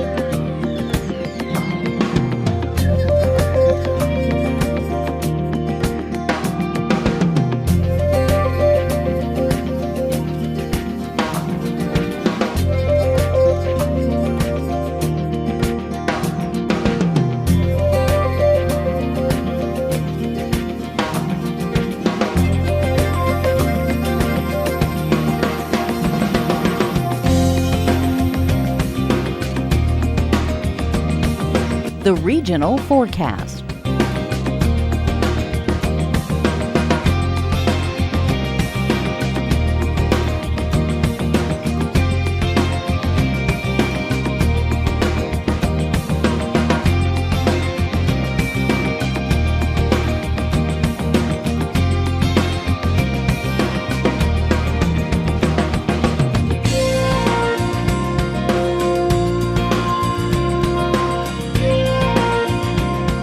Your current conditions.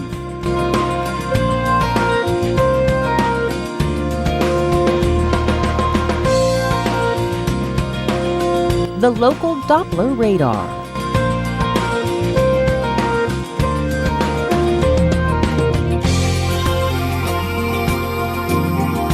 Your local forecast.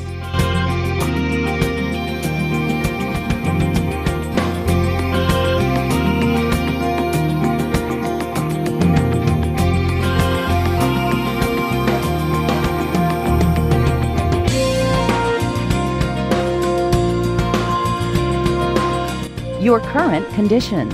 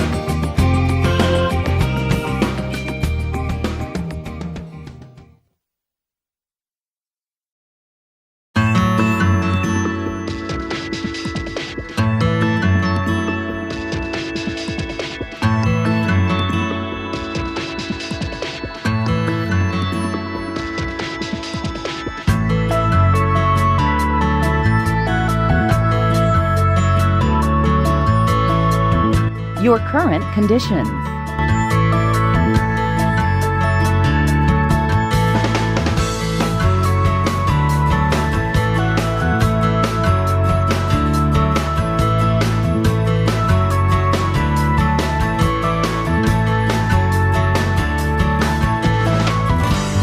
Your local forecast.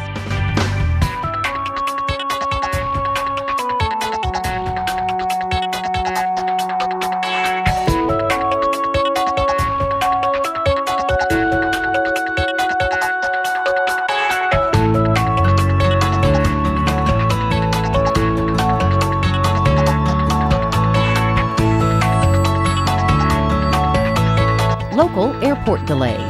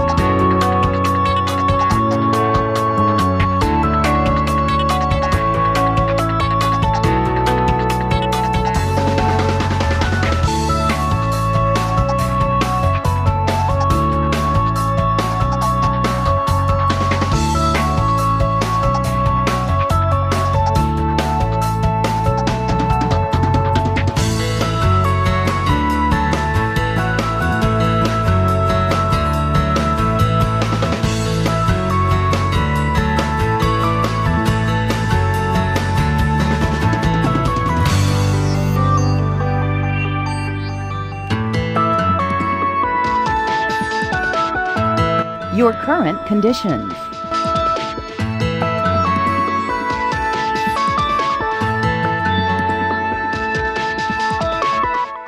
The local Doppler radar.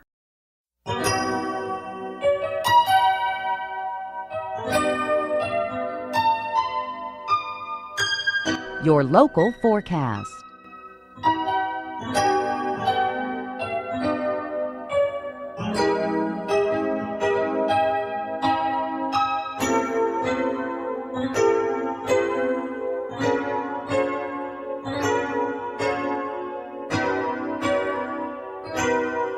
Your current conditions.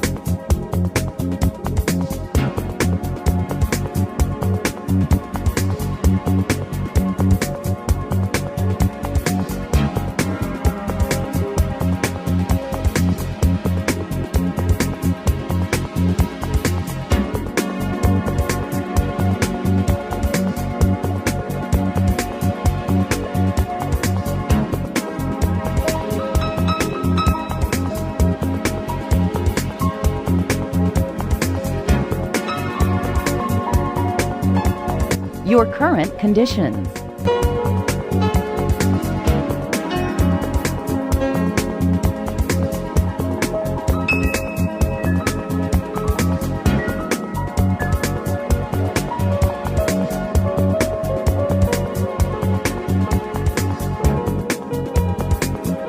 Your local forecast.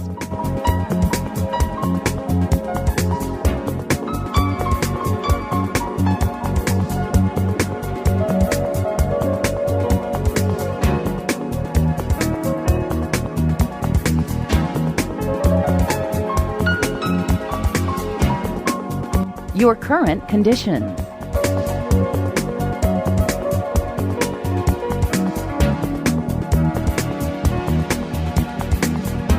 The local Doppler radar.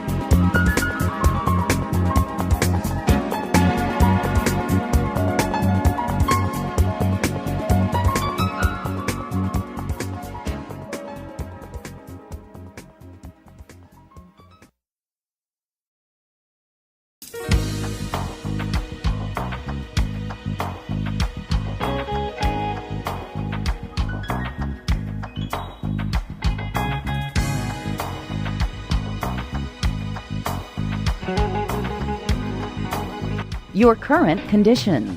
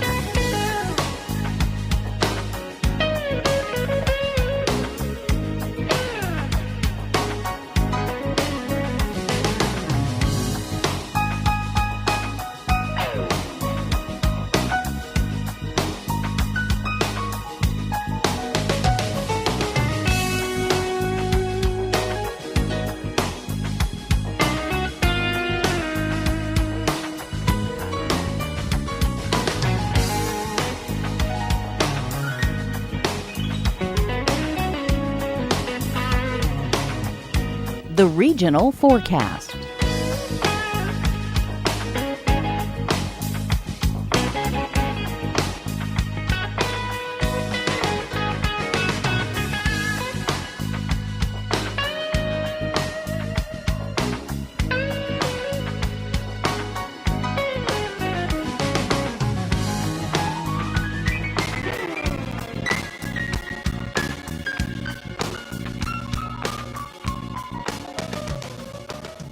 Your current conditions.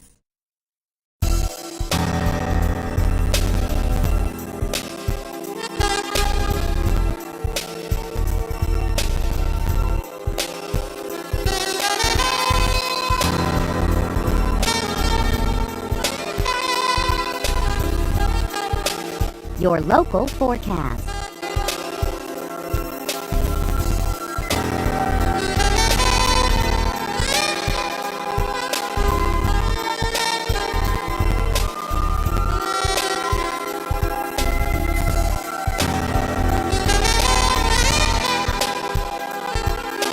Your current conditions.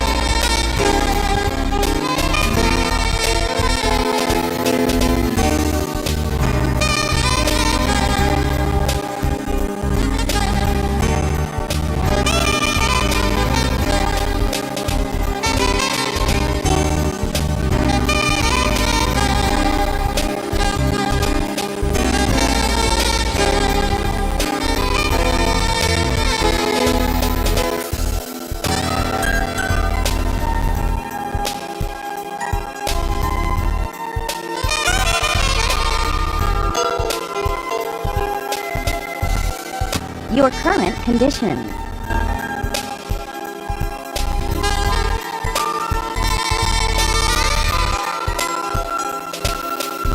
The local Doppler radar.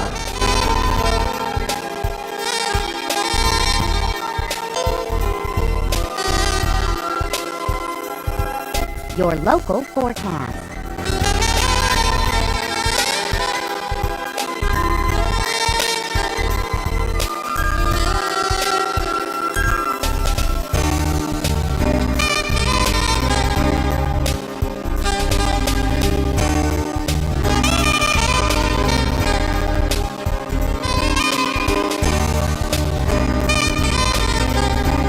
Local airport delays.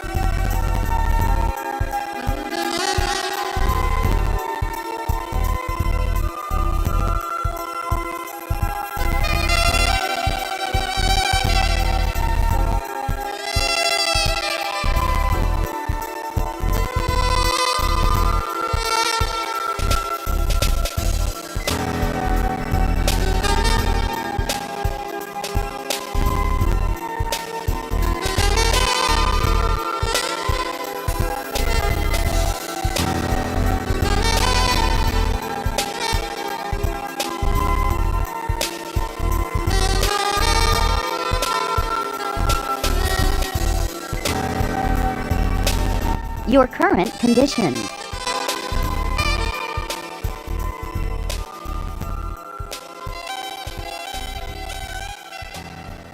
The local Doppler radar.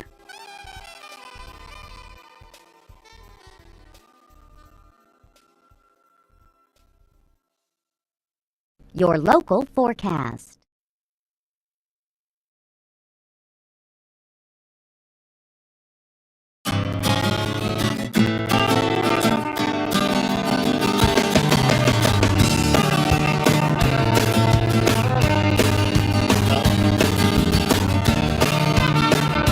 Your current condition.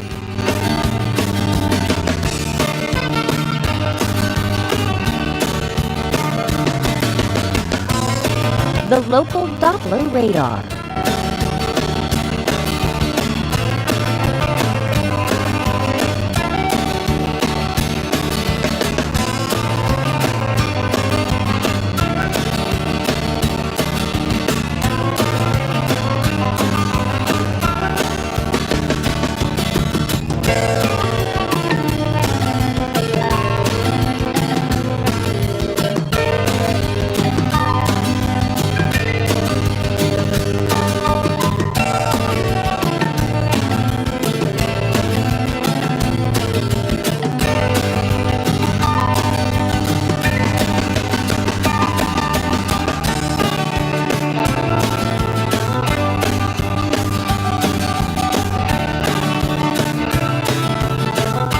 Your current condition.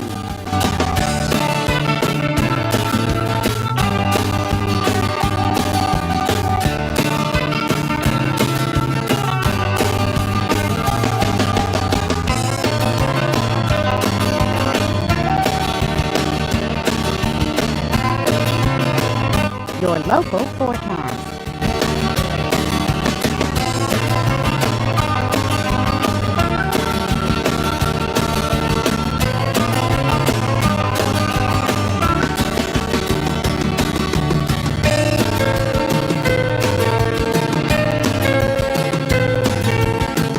Your current condition.